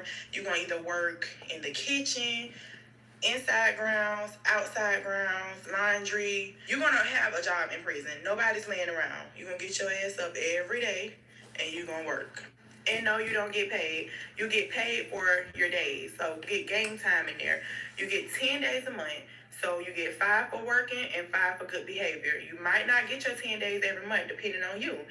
If you get a CC, which is kind of like you, that's getting rolled up, but that's like a warning, and then DR. But you can get days taken, like 2 days or so for CCs and DRs. Well, I was on the call out for work call, and they assigned my job. My job was in the kitchen, in the hellhole, Hell's Kitchen. That's what we called it. In the beginning, I was like, oh, I get to go work in the kitchen. I was kind of happy because I was bored those first 4 months. I had nothing to do. I was in a dog dorm smelling and looking at dogs. So I was kind of happy. My job got kicked out of the dog dorm for feeding the dogs. So now I'm in faith-based. But I'm just moving up a little bit, which I'm telling y'all, I got a job in the kitchen. I was happy a little bit because I was like, oh, give me something to do. They was so strict in the kitchen. Oh, my God. We had one officer named Mango. Nobody liked her. She was real young or whatever, but she used to be a hater. She hated on all the inmates. She even got in a fight with an inmate, but she used to hate on the inmates so bad because she felt like, oh, some of the officers wanted the inmates, and she wanted the officer. Girl, you want the free world. You can get who you want to get. We can't have that officers want us. So, anyways, I was placed on morning shift. I think I had to be to work at 5 a.m. and I got off at 12 or so, right before count 12. So I worked the morning shift, which was cool. So we did breakfast and we started lunch. My supervisor, Miss May, she was really cool, a really nice older black lady. She was so sweet. She was like our grandma. She was really sweet. The kitchen is where it went down there, y'all. When I tell you, I didn't originally come in there doing the things that I eventually left doing. But I will say, I got my hands dirty. By this time, I'm still new to the prison, but I'm kind of comfortable, but getting a little acclimated, if I must say. So everybody in there stole out the kitchen. So you set us up on the compound. How she You said set onions, accumulated bell peppers, was rice, butter. interesting. I'm naming you the most popular items Accumulated. that people wanted on the compound. Butters, Accumulated. onions, peppers, seasonings, rice, cornbread mix. I think that's it. That's the most popular stuff that people want on the compound. So every Saturdays it was a salad bar. So with salad bar you get onions and bell peppers. So everybody got onions and bell peppers on their tray. So they would put it in a bag or whatever so they can take it back to their dorm because we had microwaves in the dorm and people wanted to make Chinese food, which we would use brown rice, brown fried rice, and pork skins and some other stuff, and that's making Chinese food. So they wanted their onions and peppers. Well, I guess it was against the rules to take your onions and bell peppers out the chow hall because they would pat you down as you would leave the chow hall every Saturday to see like you got onions and peppers, like, literally patting you down, putting your hands on the wall, turn around, patting you down to see if you got onions and bell peppers. Crazy, right? So now I'm back. I'm at faith-based. I really did not want to be in faith-based, y'all. Like I said, you really have to sign up for faith-based and be selected to be in that program. But since I got kicked out of the dog dorm, they automatically put me in faith-based. At this time, I'm battling my faith right now because I'm still upset with God. I was blaming God because I'm like, how could God love me and he sent me to prison and I never No, did. you did the dirt. I'm Don't battling blame my God. faith at this point. So I didn't want to be in faith-based. I didn't want nothing to do with God because I'm just like, God don't love me. But not knowing what I know now and what I eventually learned. Girl, take accountability because you put yourself here. God had to sit you down for a reason. So I had to gain my relationship back with God. But I did not want to be in faith-based. So anyways, at this point, I'm taking my onions and bell peppers back in faith-based too. Now, faith-based is so strict. When I tell you strict, a bunch of fake, holy endowed women in there. I did not participate in a little gathering, so every morning in faith-based, you had to get up. They had praise and worship, and they had a little circle thing where they have prayer and read the scriptures. I was still upset with God, so I didn't want to join that. I didn't want to be in it, so I didn't do it. And they already was like the chaplain on me then. OCR's not joining or whatever, so I got a coaching and threatened to get kicked out of faith-based. So once I found out, oh, I'm getting threatened to get kicked out of faith-based, good. Now I'm happy because now I'm really not joining the circle.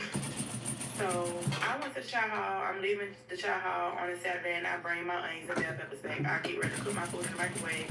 They like hound dogs. Sniffing. Oh, I smell onions and bell peppers. I smell onions and bell peppers. Now mind y'all, any other norm, they don't give a damn. They bring their onions and bell peppers back. This is faith-based, where they supposed to do everything right, so they're not bringing their onions and bell peppers back. Child, them people used to be hating on me so bad. They was telling the chaplain everything. Oh, she bring her onions and bell peppers back. Oh my God, it was just a mess. I eventually got kicked out of faith-based.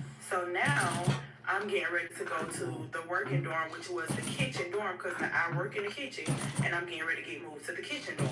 Y'all, I regretted getting kicked out of faith-based. The kitchen dorm was A dorm, which is Alpha dorm. Baby, Alpha dorm was the hood, the straight hood, where they get down and dirty in there. When I first walked in there, I immediately cried. They was smoking cigarettes. Oh, they was having sex. They was doing whatever they wanted to do. It's like the officers were scared of A dorm. At this point, I'm like, what did I just get myself into? Oh my God, I cannot believe I'm getting sent to Alpha dorm. I cannot live in here. I called my mama. Oh, they just moved me to Alpha dorm. I don't want to be here.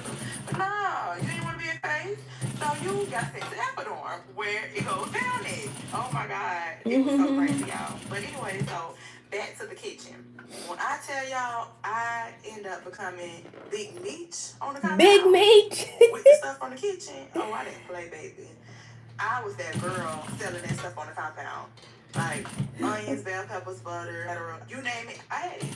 And I like to sell my stuff to the goody two shoes, Miss Charlie girls, because Charlie dorm had the money. Them girls had the money over there. I was going to say something else, but I don't think that's appropriate. But those girls in Charlie dorm, they were very spoiled. Their parents sent them lots of money, and they had it over there. So that's where I sold my stuff at. So I think I'm moving a little too fast. So I'm gonna back it up a little bit, because before I went to Alpha dorm, the kitchen dorm, I still was in faith-based. I didn't get kicked out until about the third warning. So I would get all these different warnings or whatever. But so I did 6 months in faith-based before I went to Alpha dorm, because I was still working in the kitchen from faith-based, and that was really a privilege too, because if you're in faith-based, you're not supposed to work in the kitchen. If you're working in the kitchen, you have to be in the kitchen dorm. But I was still able to be in faith-based. At this time, I had done gained my faith back. I ended up going to the prayer circle. I ended up going to the chapel. I just end up trusting God again and thanking Him. I bet you did. You had to go to the Alpha dorm. I would have found my faith too. Crazy. Him for basically putting me in this place where I needed to reevaluate myself and get back into my word. So I was still in faith-based. But while I was still in faith-based, I still had the women telling on me, because even though I was in faith-based, even though I started joining the circle and doing what I was supposed to do, I still would sneak my onions and bell peppers in there. That's how I wanted to eat my food, so I'm going to sneak it in there. And to be honest, I really feel like it was some of the women was in there, they was hating because they really wanted to have the onions and bell peppers in their food, and they wanted to bring it back, but they couldn't because they were so holier than thou, and they didn't want to do the wrong thing, so they were hating on me. Yeah. One day, one of the ladies that was over the circle, that's so holier than thou, she asked me, she came to my bunk and was like, hey, if I pay you, you think you can sneak me some onions and bell peppers back? No, not you. You want me to sneak you some onions and bell peppers back? So why? So you can tell on me? But eventually, of course, I ended up getting her some onions and bell peppers off of the salad bar or whatever. I didn't get her a whole onion and bell pepper. I got her the chopped up ones off the salad bar or whatever. And I didn't allow her to pay me. I just was being nice or whatever because I'm a nice person. And I brought her some back. And she was cool. She didn't tell. But that dorm was something else. You couldn't watch TV after a certain time. You couldn't use the phone after a certain time. They were just really screwed. I eventually started liking the chaplain, Miss Harris. She was so nice or whatever. She took her time with me because she knew that I was struggling with being there and I was struggling with my faith. So she took her time with me and she took me under her wing, the chaplain. She used to be trying so hard with me, y'all. She used to be like, come on, Sierra. I know you got it in you. I know you can do it. Stop being defiant. Stop fighting it. And it was just like, whatever. I don't want to be in here. I don't want to be in here. But the more, it seemed like the more I didn't want to be in there, the more she kept me up until it was the final straw. When she found out that I was getting stuff out the kitchen, she was like, you know what? I know what you're doing. I'm not even gonna write you up and send you to law. I'm just gonna go ahead and dismiss you out the program. So at this time now, I'm just like, oh my God, no. I'm sad because I don't want to leave the program because I eventually started loving the program. Now I don't want to leave the program. I want to stay in there.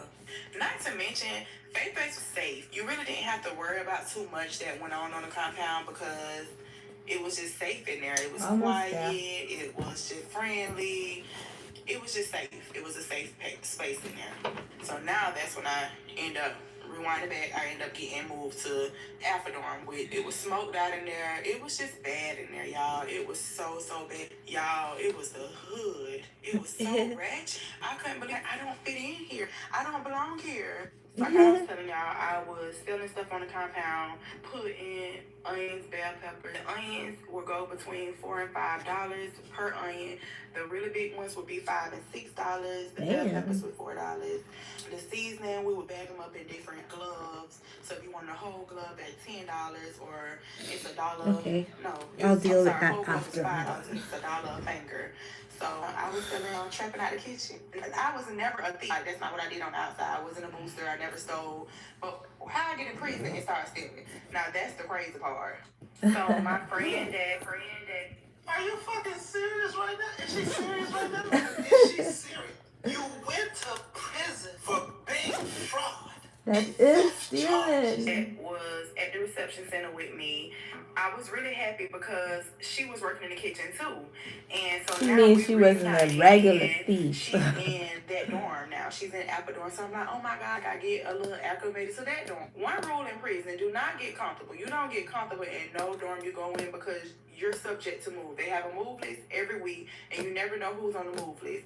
The move list was, you would think that you're really getting evicted because you would be so scared that you're getting moved, especially if you get in trouble or they think they know something that you did or anything. Some of the officers was cool, so they'll tell you who on the move list or whatever. You go to the window and be like, hey, you check the move list and see if my name on the move list or whatever. You were praying that you was not on that move list. But anyways, she was in that dorm, so I was kind of like, oh my God, I'm back with my girl. Although I seen her every morning because she worked in the kitchen and she worked on the same shift. So anyway, so it was her and another girl that we had got close to. So we was stealing out the kitchen. We was trapping out the kitchen, selling our products or whatever. Y'all, at this point, you would think that we selling drugs.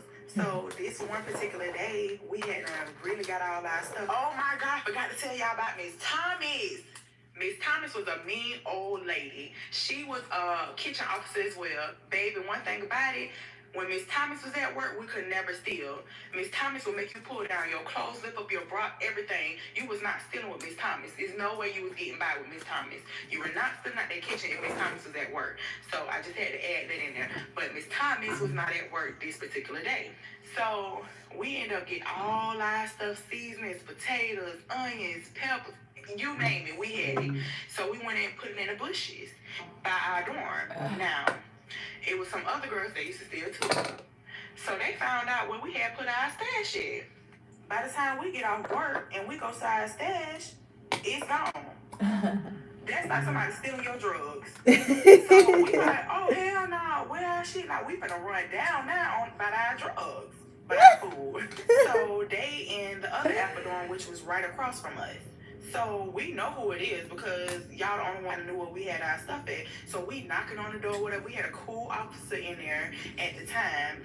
He ended up buzzing the door and he let us in. So we like running up on the ground, hey, what's up? Where our stuff at? We know y'all got it. They try to lie, we ain't got it. No, where is our food? Like we put it in these bushes and we know y'all got it. So as I was saying, we had them ran in the dorm on the girls about stealing our onions, bell peppers, and all the stuff that we had in the bushes. Well, once the officer figured out what was going on at the time and seen that we was going to get ready to fight and he seen a lot of commotion going on, he immediately called for backup and told us to hurry up and get out the dorm or he was going to law. So, of course, we walked out the dorm and we left. The next day, they were on PM shift, we were on AM shift. So, apparently, they couldn't get their stuff out of the kitchen that day. And so, they left their stuff behind and hid it.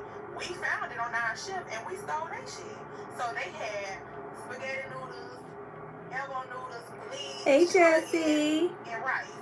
So we got I'm that good. situation How going. are you, So now it's like a war. girlfriend? We feud and they mad because we done got them back. So basically now they telling the officers and stuff and they stealing, snitching and shit. So for a week straight, when we got ready to leave work, we would get searched extra hard now. So we had to take a week off or whatever, and we couldn't feel because they was really on us, watching us, and just patting us down extra hard now. So since then, the following week, we end up pushing our stuff out the swill. So therefore, it was a swill window, and that's where people push their trays in once they done eating or whatever, and you got somebody at the window collecting the trays. So when they will call our dorm for breakfast, I will find somebody that I knew in my dorm that I could pay to say, Thank hey, you. breakfast, grab my stuff. I'm gonna push it out the swivel. Wish I could say the same for you, but I haven't seen So you that was yet. stopping no kind of motion. One thing about it, it's ways Don't around know what you look everything. like. Eventually, we end up getting another food director, which her name was Miss O. Which I'm When I sure told you you she was are. hell, so she kind of stopped us from stealing, basically. She really was on our ass, but she was so mean and nasty. She used to try to have us scrub walls, floors, do all Oh, kinds of stuff. That's girl, when I really don't started celebrate hating the kitchen. Valentine's. I really hated the kitchen. I tried to do But everything to get out the if you kitchen. Even do, though it was well, making money, same to you, but it was cool I don't or whatever, celebrate but I was Valentine's just like, Day. I don't like this kitchen. I gotta get out of this kitchen. I want another job. But it seemed like I could I never don't. get out the kitchen no matter what I tried. And y'all, I tried some shit. I psyched out. So one day I psyched Aw, out thank because I told them if you. they put me back in the kitchen with Miss O, I'm gonna throw her in the pot. I'm gonna cook her. I just said all kind of stuff to try to get out, and I was in psych mode, so they believed me. So they took me out the kitchen for maybe 2 weeks. After them 2 weeks, next thing I know, I'm back on the work call list and I'm back in the kitchen. I even fell out the bed. Say I done broke my ankle and everything. Thank Went you. to the hospital So, just to get out the kitchen. I'm making a Always took me out bag. the kitchen This for a is little for a while. birthday bag. I'm almost done. I just have to close up the hole right here. Hang on. Hey, Broski, what's up? Right here.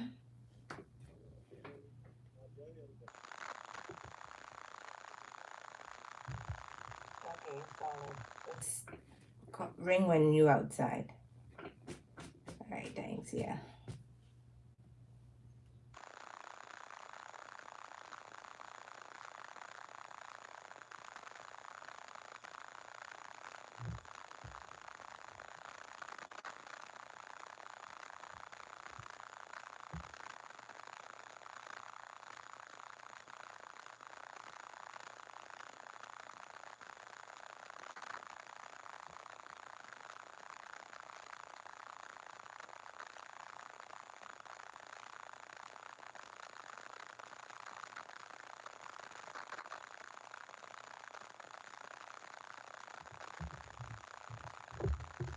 Oh, you see that?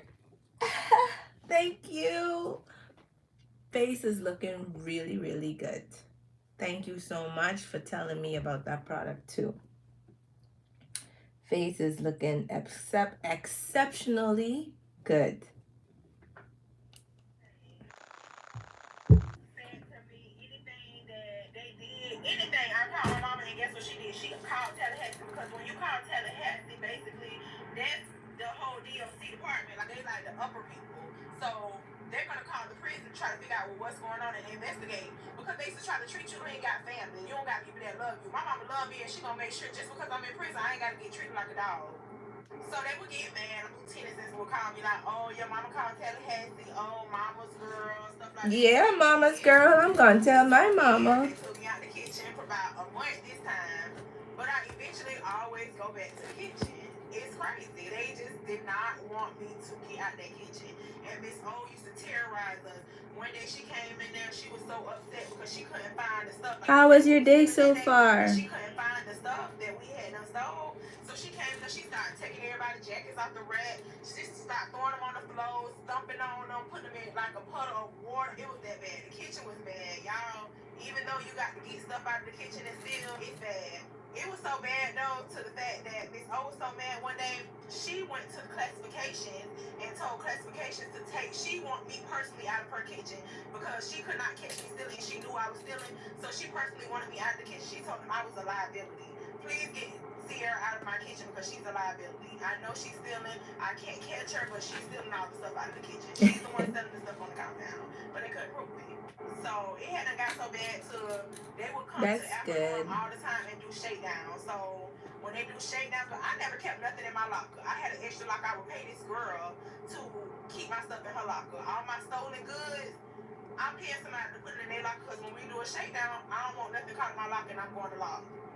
And when you get people like that she ain't really get a lot of commissary and stuff like that. So she was cool with, hey, I keep it in my locker. You paying me? I keep it in my locker. I'm giving her $10 a week. And I'm giving her some of the stuff out of the kitchen, but I'm giving her $10 off of commissary a week. So it was nothing to get my stuff. They are good.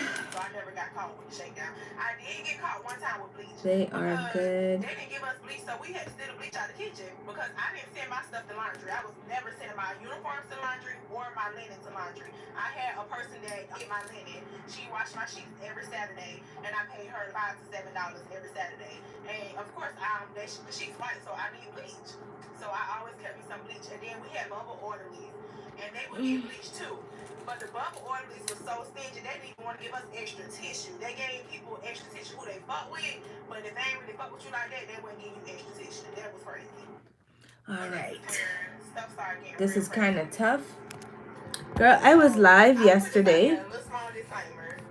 If I was 3 on camera, times I would have I came on live. never even thought about talking to this guy. And But anyways, I had no I views. had ended up staying out I mean, or whatever. The same I had a officer couple that had buzzed us in, views, he like was people right down pop the in, block but from us. no more This is the than officer that like I started 4 following.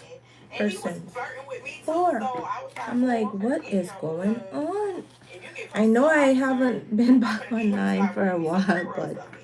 So it was a girl I that finished I was that trying to dress, talk by the to way. from That dress Orlando or was whatever, and I took gorgeous. her to my wing. She shared a photo with me, but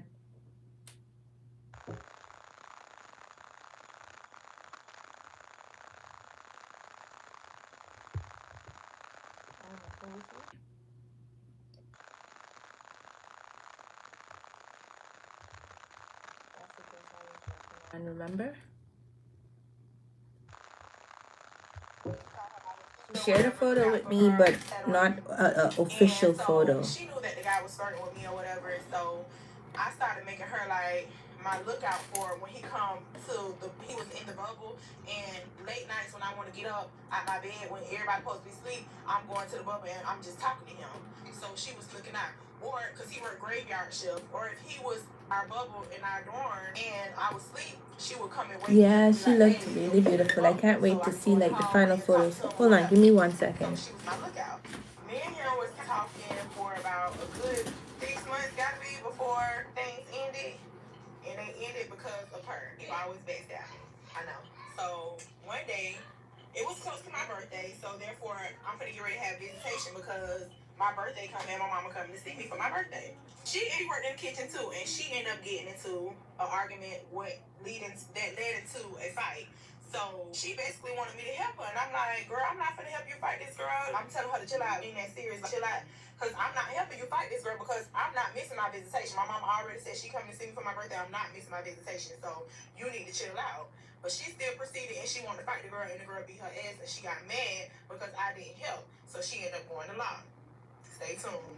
So I was telling y'all, I was messing with this officer.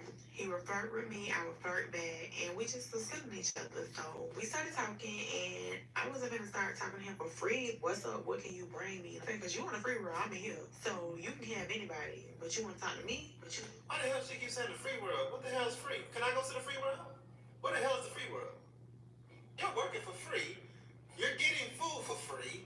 You're getting clean services and all this shit for free. You're not paying for that shit. That's the free world. What the hell's free out here? We're not in the free world. Y'all get in there so acting like some damn aliens. I don't know what the hell going on outside. Talking about some, you going to the free world, go get some free chips. Yeah, those chips ain't free, nigga. Have you seen inflation? So, I'm gonna work him. So he would bring in little roll-on perfumes or whatever. He would bring in makeup, food, anything that I asked him, he would bring in. Cigarettes was the main thing. So he would bring in cigarettes, and I started selling cigarettes because that's what the compound wanted, cigarettes and drugs. But I would sell cigarettes. So a little piece, just like my nail size, that right there will go for $3. A whole cigarette, one Newport short, that is going for $30. So I made my money off of cigarettes. I was still working in the kitchen, hustling out the kitchen, but I was making my money off of cigarettes. Them cigarettes was going. They buying them cigarettes. They don't give a damn. They want them cigarettes. Because, mind y'all, they used to sell cigarettes back in the days, but they stopped selling them. I don't know why they took them off canteen or whatever, but they used to sell cigarettes back in the day. They stopped selling them. So I got cigarettes. I'm finna sell them for what I want to sell them for. I'm talking about, y'all, people will call home, have their people cash out my people, Apple Pay, whatever. Them cigarettes were selling. Got me? So I sold the cigarettes on the compound, and I would sell little pieces, real little small pieces for $5. So a whole cigarette was $30. If you wanted one Newport, that's $30. But if you want a little small piece or whatever, that was $5. So I'm making my money. I'm still hustling out the kitchen, but I'm really making my money out the cigarettes because these cigarettes are really going. He ended up bringing liquor if I wanted. Me and my girls want to drink on holidays. I only asked him to bring liquor on holidays. So Christmas, Thanksgiving, stuff like that. White liquor, tequila, and stuff like that. He would bring in water bottles. Brown liquor, he would bring in tea. Okay, I'm back. Tea or peach tea or something like that. That would be the brown liquor. And we would get lit, just me and my girls or whatever. And we wouldn't let nobody know we was goofy as fuck. When you get drunk, you be goofy as fuck and stuff like that. So people used to be like, what is wrong with them? What's going on? They never knew. But we used to get so lit. I had the plug on my team, so why not? So eventually, of course, if he bringing all this stuff in, of course he wants something out the deal. But let me tell y'all, promise pussy is the best pussy. And what I mean by that is every time he was like, oh, what's up with when we gonna do that or whatever, I used to be like, oh, I'm on my period, but when I get on my period, I promise I'm getting you some. Oh, I don't feel good, but I promise when I get better, I'm gonna give you some. Or just every time I had an excuse, but I promise I'm gonna give you some. And he just went for it. He just don't. So I'm hustling, making my money.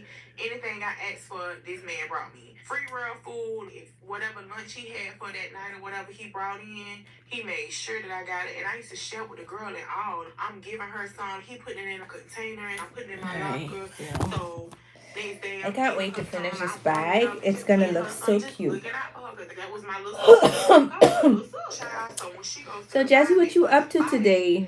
Work? Apparently, she done told another officer that me and this officer talking. Oh my God, here go the shit. But before then, so people be arguing on the trays. Arguing. So the trays that we feed confinement, when we're in the kitchen, we get them back. Confinement trays, we get them back so we can wash them and all that. So the person that's in the dish room, people argue all the time. Like they argue in confinement on the trays to each other, people that's in confinement. So they be reading the tray.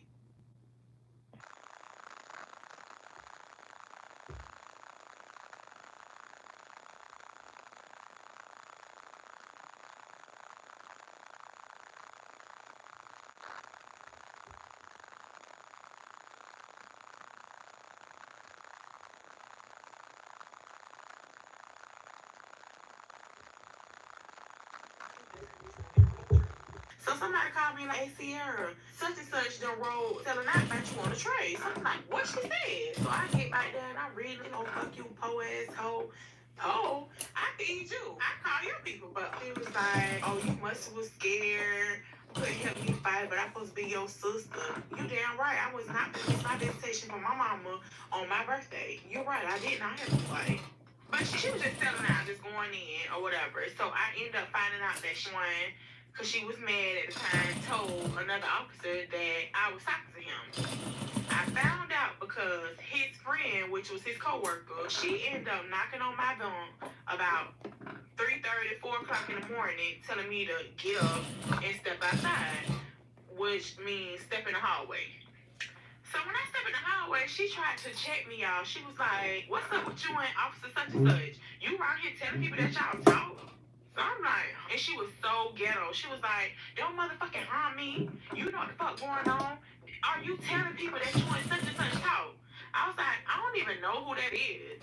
She was like, oh, you know who it is. He been here on playing dumb. I don't know this officer. It's a million officers. I don't know this officer. So she was like, you can play dumb all you want to, but I know you telling people because your friend done ratted you out. So I'm like, who is my friend? She like, and she in confinement, so she done ratted you out. So I'm gonna let you know right now, if you going around telling people that you can talk to him, end that shit right now, cause you ain't finna get my motherfucking friend fired. I'm just like, oh my God, this is too much. So I'm still denying it. I'm like, I don't know who your friend is, and tell her to keep my name out her mouth because I ain't talking to no officer. And if I was talking to an officer, I ain't telling nobody. So she ended up letting me go back to my bunk or whatever. But now I'm fire hot because I'm just like, what the fuck? Why would she do that? Next day, I'm in the library and I see officer sergeants or some sergeants and officer come in there or whatever. I'm not really paying them no mind, but they come up to me and tell me, hey, Sierra, they call you by your last name, but they say, Sierra, cuff up. What did I do? I'm like, what did I do? They like, we'll explain it later, cuff up. So I turn around, put my hands on my back because that means cuff up. So they end up taking me to the investigator lady. And she started questioning me. She like, hey, Miss such and such. I'm just say my first name because I don't want to say my last name, even though y'all might know. But anyway, so she called me Sierra, hey, are you talking to officer such and such? No, ma'am, I don't know who that is. She like, so you don't know who officer such and such is with the pretty eyes and the beautiful voice because he's the same. So I'm like, no, I don't know who that is. She like, well, seems like you want to play dumb. We know who it is. You know who it is, but who?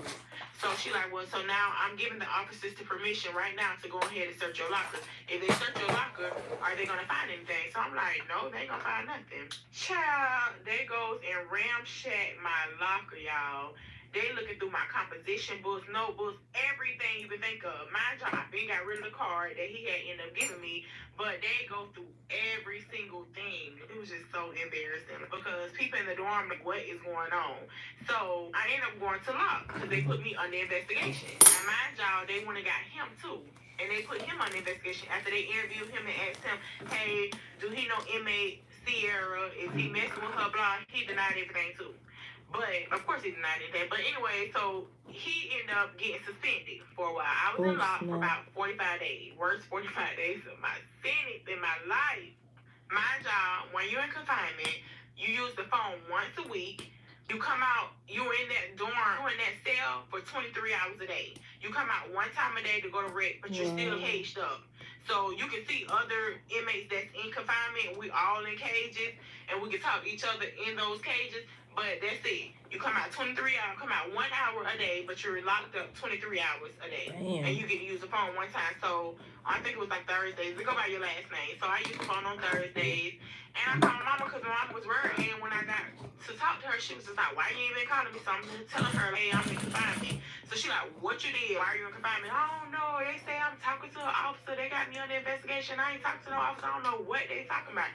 So now my mama pissed. I'm finna call Tallahassee. Here you go, Tallahassee. I'm finna call Tallahassee. Go, what's going on? You talk to an officer. They don't got proof that you talk to the officer. Then they didn't let you know. What's going on? So at this point, I'm still in law. I'm still under investigation. Even after my mama called Tallahassee, there was nothing that my mom was able to do to save me. And that's what I had to realize during this whole sentence, that I can't keep calling on my mama. My mama can't save me from everything, especially when I'm wrong. I felt like my mama was Superwoman. She can save me from anything. She can do anything. She's my superhero, which I still feel like that. But when I'm wrong, I'm just wrong. So I'm still in law. I did about 43 days. And on the 43rd day, they came back and they calling your mama. Of course, y'all wasn't gonna find anything because I'm smarter than that. So basically, they can't keep me in lock under what another inmate said. Like, if they don't have proof, they gotta let me go. So that was 43rd day. So once y'all done came and told me, hey, what's that? I'm knocking on the door, hey, pressing the button, hey, what time I'm getting out of here? If the investigation over, better let me out of here. They really felt like I was talking to the officer, so they took their time all day. They kept me in there all day. I'm still at what's going on. I ain't eating lunch. I ain't taking another shot. Like, I'm ready to get out of here and get back on the compound. Child, they waited until after master roster count, 10 p.m. to let me out and go back to a regular dorm. I was so pissed. I was so mad because they was fucking with me. They really did not want to let me out. So they let me out, and I end up going back to Alpha dorm, but the other side. Now I'm really mad because I want to go back to my same dorm. So like I said, never get comfortable in prison because you're subject to move at any time. But I had already had my people over there and stuff like that. Like, I want to go back to my same dorm. Child, they put me in another dorm, and I was just so mad.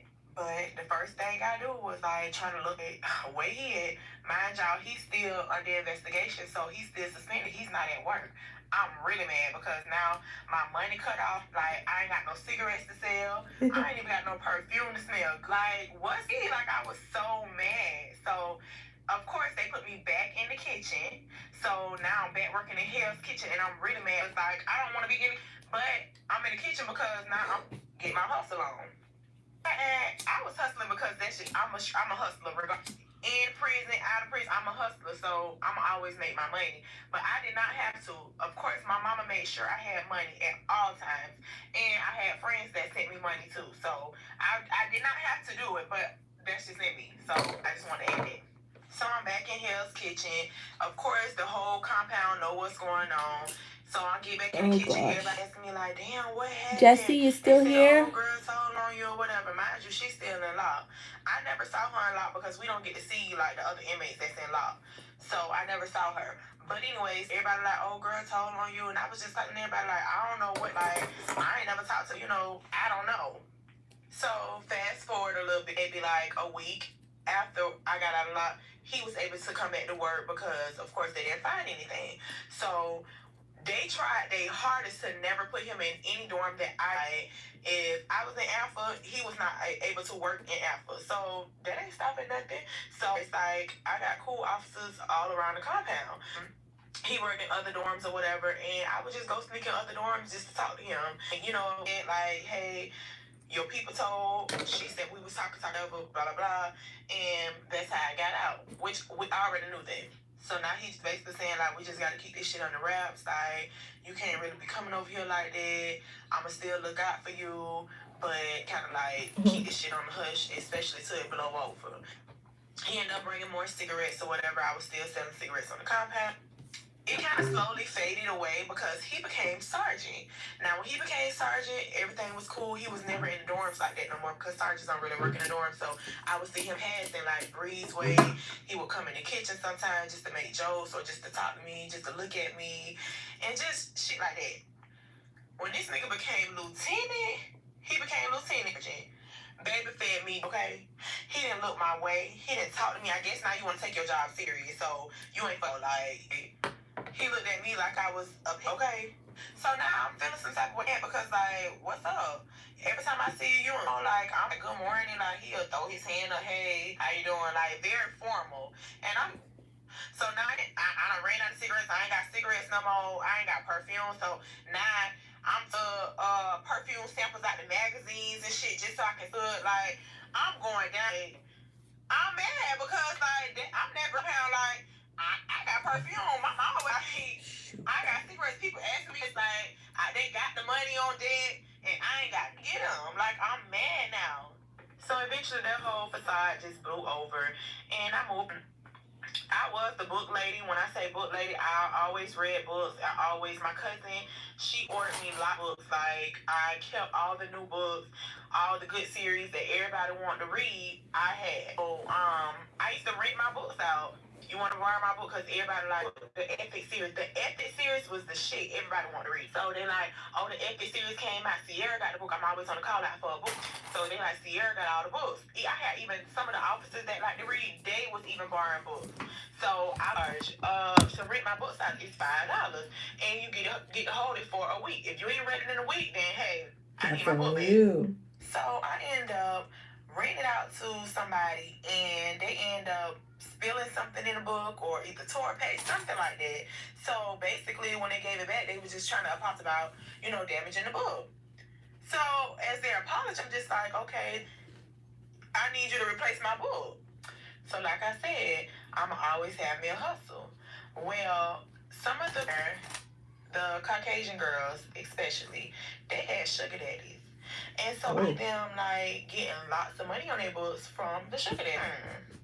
I don't want to be a sugar daddy. What's the? So I asked girls about, like, hey, how y'all got sugar daddies, like, how y'all met them or whatever. They know y'all, and they're like, yeah, it's a website. So I get the information, and I call at this time favorite cousin, like, she was there. I tell you, this girl lied or died, like, anything I needed, money on my books, money on the phone, ordering me books, whatever. There, like, girl, she really did all my time with me, and I'm for her. Like, I love her so dearly because she didn't have to do that time with me.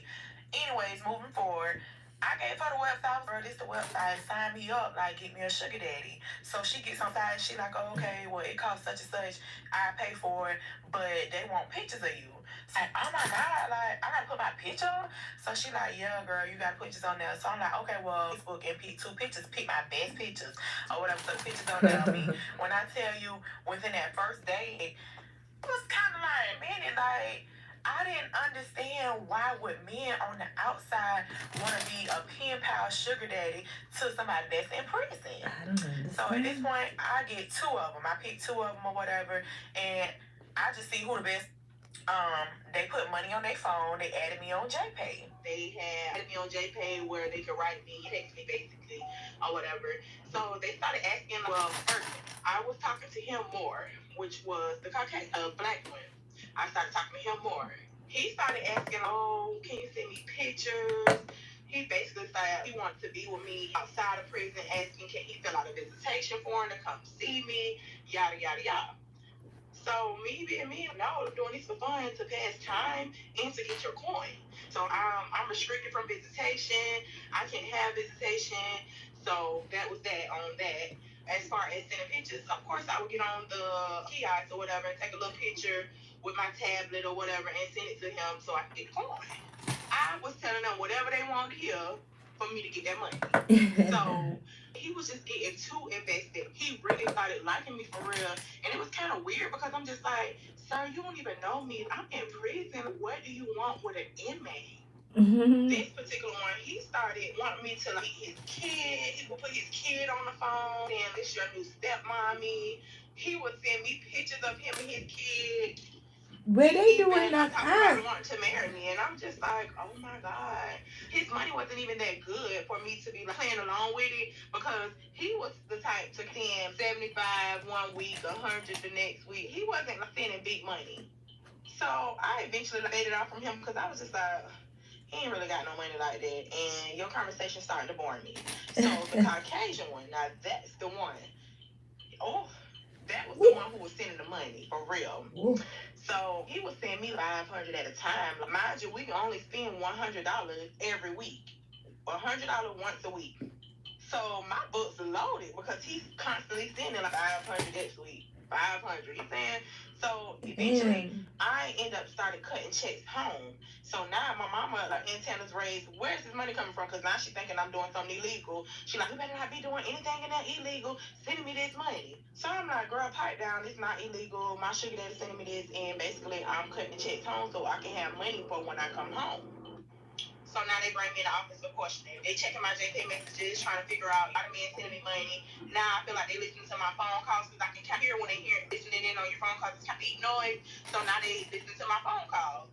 So I'm just like, oh my God, they instead of fucking with me, y'all. When I tell y'all, even though my story may sound like, oh, she was living her life in prison, my life was still hard in there because they made it so hard because they was taking so bad on me. The officers, the upper people, they really made my time so hard because they always fuck with me.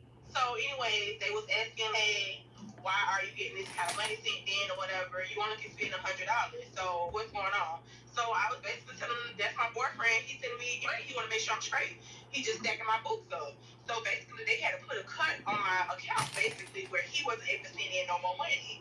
But again, there's ways around everything. So all I did was get somebody that I trust, a girl that she didn't really get much money, but she got money. The same girl that will hold my stuff in her locker. So I got her information or whatever, and basically I told her, he sent it 500, I'm gonna give you 100. So she kept it solid or whatever. I was able to put money on her books, or he was able to put money on her books or whatever, and I was able to still have her cut check to my mama. I honestly think that I'm maybe part of the reason why they got the system how they got it now. So how it is now in DOC, you can no longer send money to anybody that's not on your visitation list. You can't cut money home in their visitation. So anyway, so they ain't stopped nothing. I was still getting money. But now this man want to come see me. So of course, they basically like, hey, we give you our money, we want to see you. So Yeah. like, oh my God, so what I'm going to tell him? I end up telling him the same thing. My visitation suspended, I can't get visitation because I don't want to see y'all. Hey, you can visit me on the kiosk. We can do a video visitation. So that's what we would do. We would start our video visitation, and he was so in love. It was just creepy, but I still did what I had to do to get my coin. So moving back a little bit, my mom had called Tallahassee about me being under investigation when I was in law. So during that time when she did that, she also asked to speak to upper people or whatever, so I can get out the kitchen. So they finally removed me out the kitchen, and at this point, I'm thinking that they removed me out the kitchen for good now because I was out the kitchen for a good 2 months, and I became a houseman where I work in the dorm and clean up or whatever. So now I got people that work in the kitchen that I know that I'm cool with, but now I gotta buy my stuff out of the kitchen now. Now I ain't selling nothing on the compound, but I don't care because I got sugar daddy that make sure I'm straight, so I don't need to steal out the kitchen. And I got good money now, so I'm like, hey, let me get onion, let me get my. So, mind y'all, I buy an onion and I take 2 onions and a stick of butter from one of the girls on PM Shift. She had been gave me 2 onions and the butter, right? That same day, she ended up going to law. Now, y'all, I know the rules in prison. You know what I'm saying? So, I'm going to pay regardless. But you ain't going to get nothing out my locker. You write me a list and I'm going to go to the store and I'm going to get what you want. But you're not going to take out of my locker. So she's in law for about 60 days. I'm thinking that she done got shipped from the compound because I never seen her. I'm asking people like, wait, are y'all anybody seen such and such?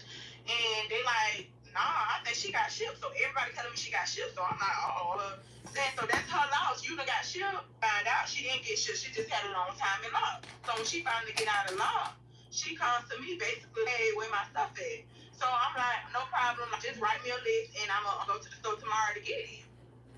She tells me, I ain't waiting till tomorrow. I want my shit today. What's in your locker? So I'm like, it don't matter what's in my locker because whatever in my locker, mine. You're not getting anything out of my locker. I will go to the store and get what you want. So she basically running down on me. She ain't waiting till tomorrow. So I'm telling her, you ain't got no choice but to wait till tomorrow because you ain't getting out of prison. Lot thinking you finna run down on some shit when you did 60 days. Basically, I'm thinking you gone. But it's really your loss. You went to law and then get your shit before you went to law. So I'm being courteous enough to still like say I'm gonna pay my debt. Child, she was not letting it go or whatever. They end up moving her in the same dorm where I was.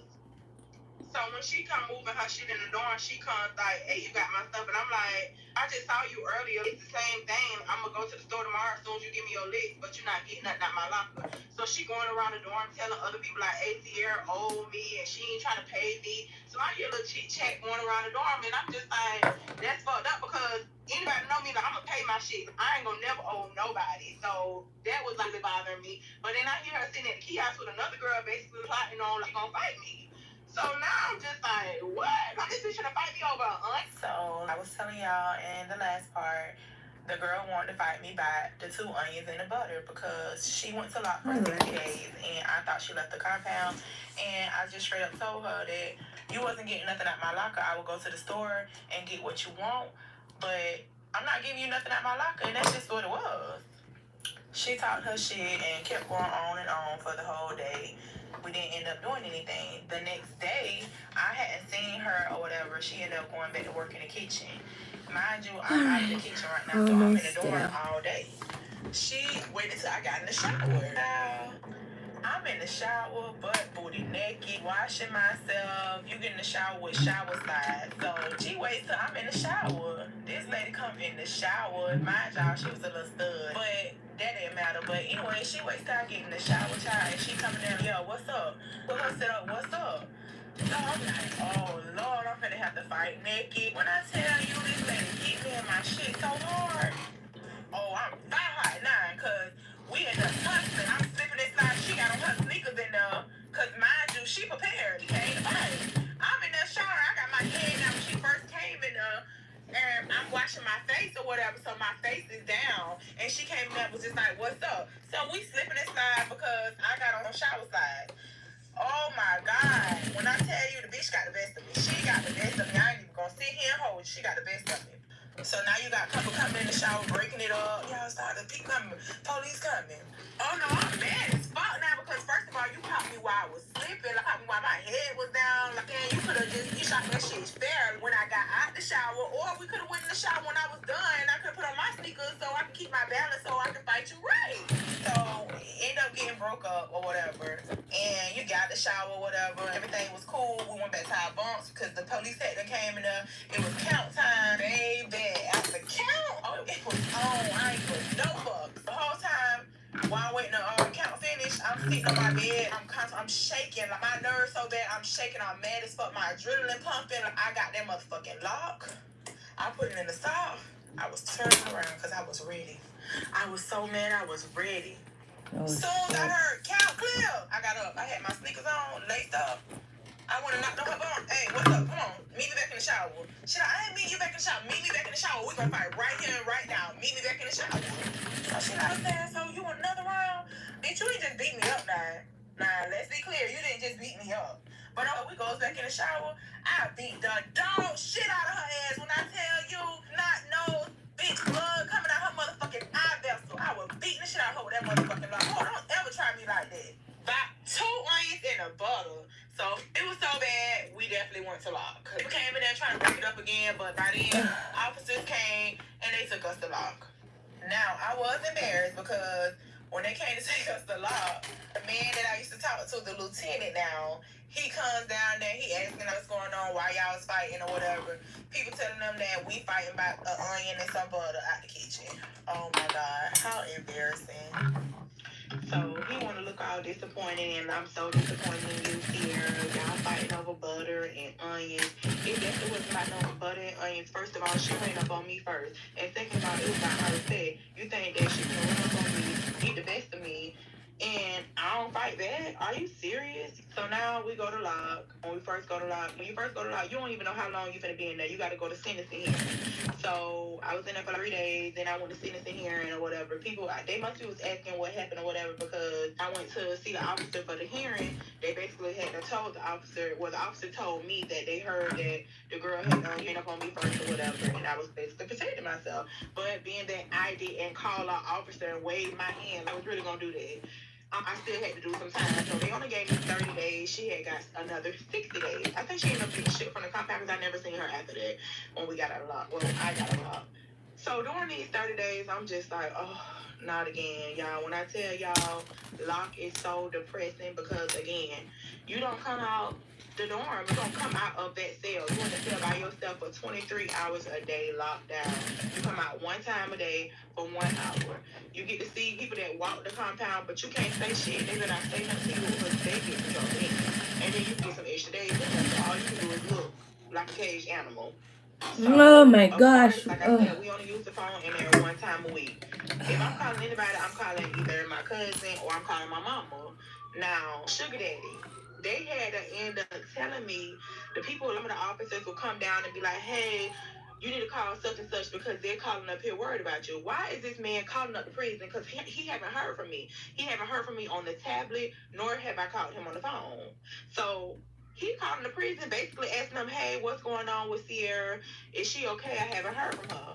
This man really thought I belonged to him because I'm just like, why would you even be calling these prisons or these people asking about me? And they literally telling me, your boyfriend calling. They say his name, but then they say, oh, your boyfriend want to know, like, were you okay? So just give him a call and let him know that you're in confinement. We told him you're in confinement. He's freaking out. He want to know what happened, what you did. So please give him a call. Ain't no need for you to be calling and worry about me, sir. Just still send the funds. During the time, though, while I was in lock, he did not send no money or whatever to the girl. And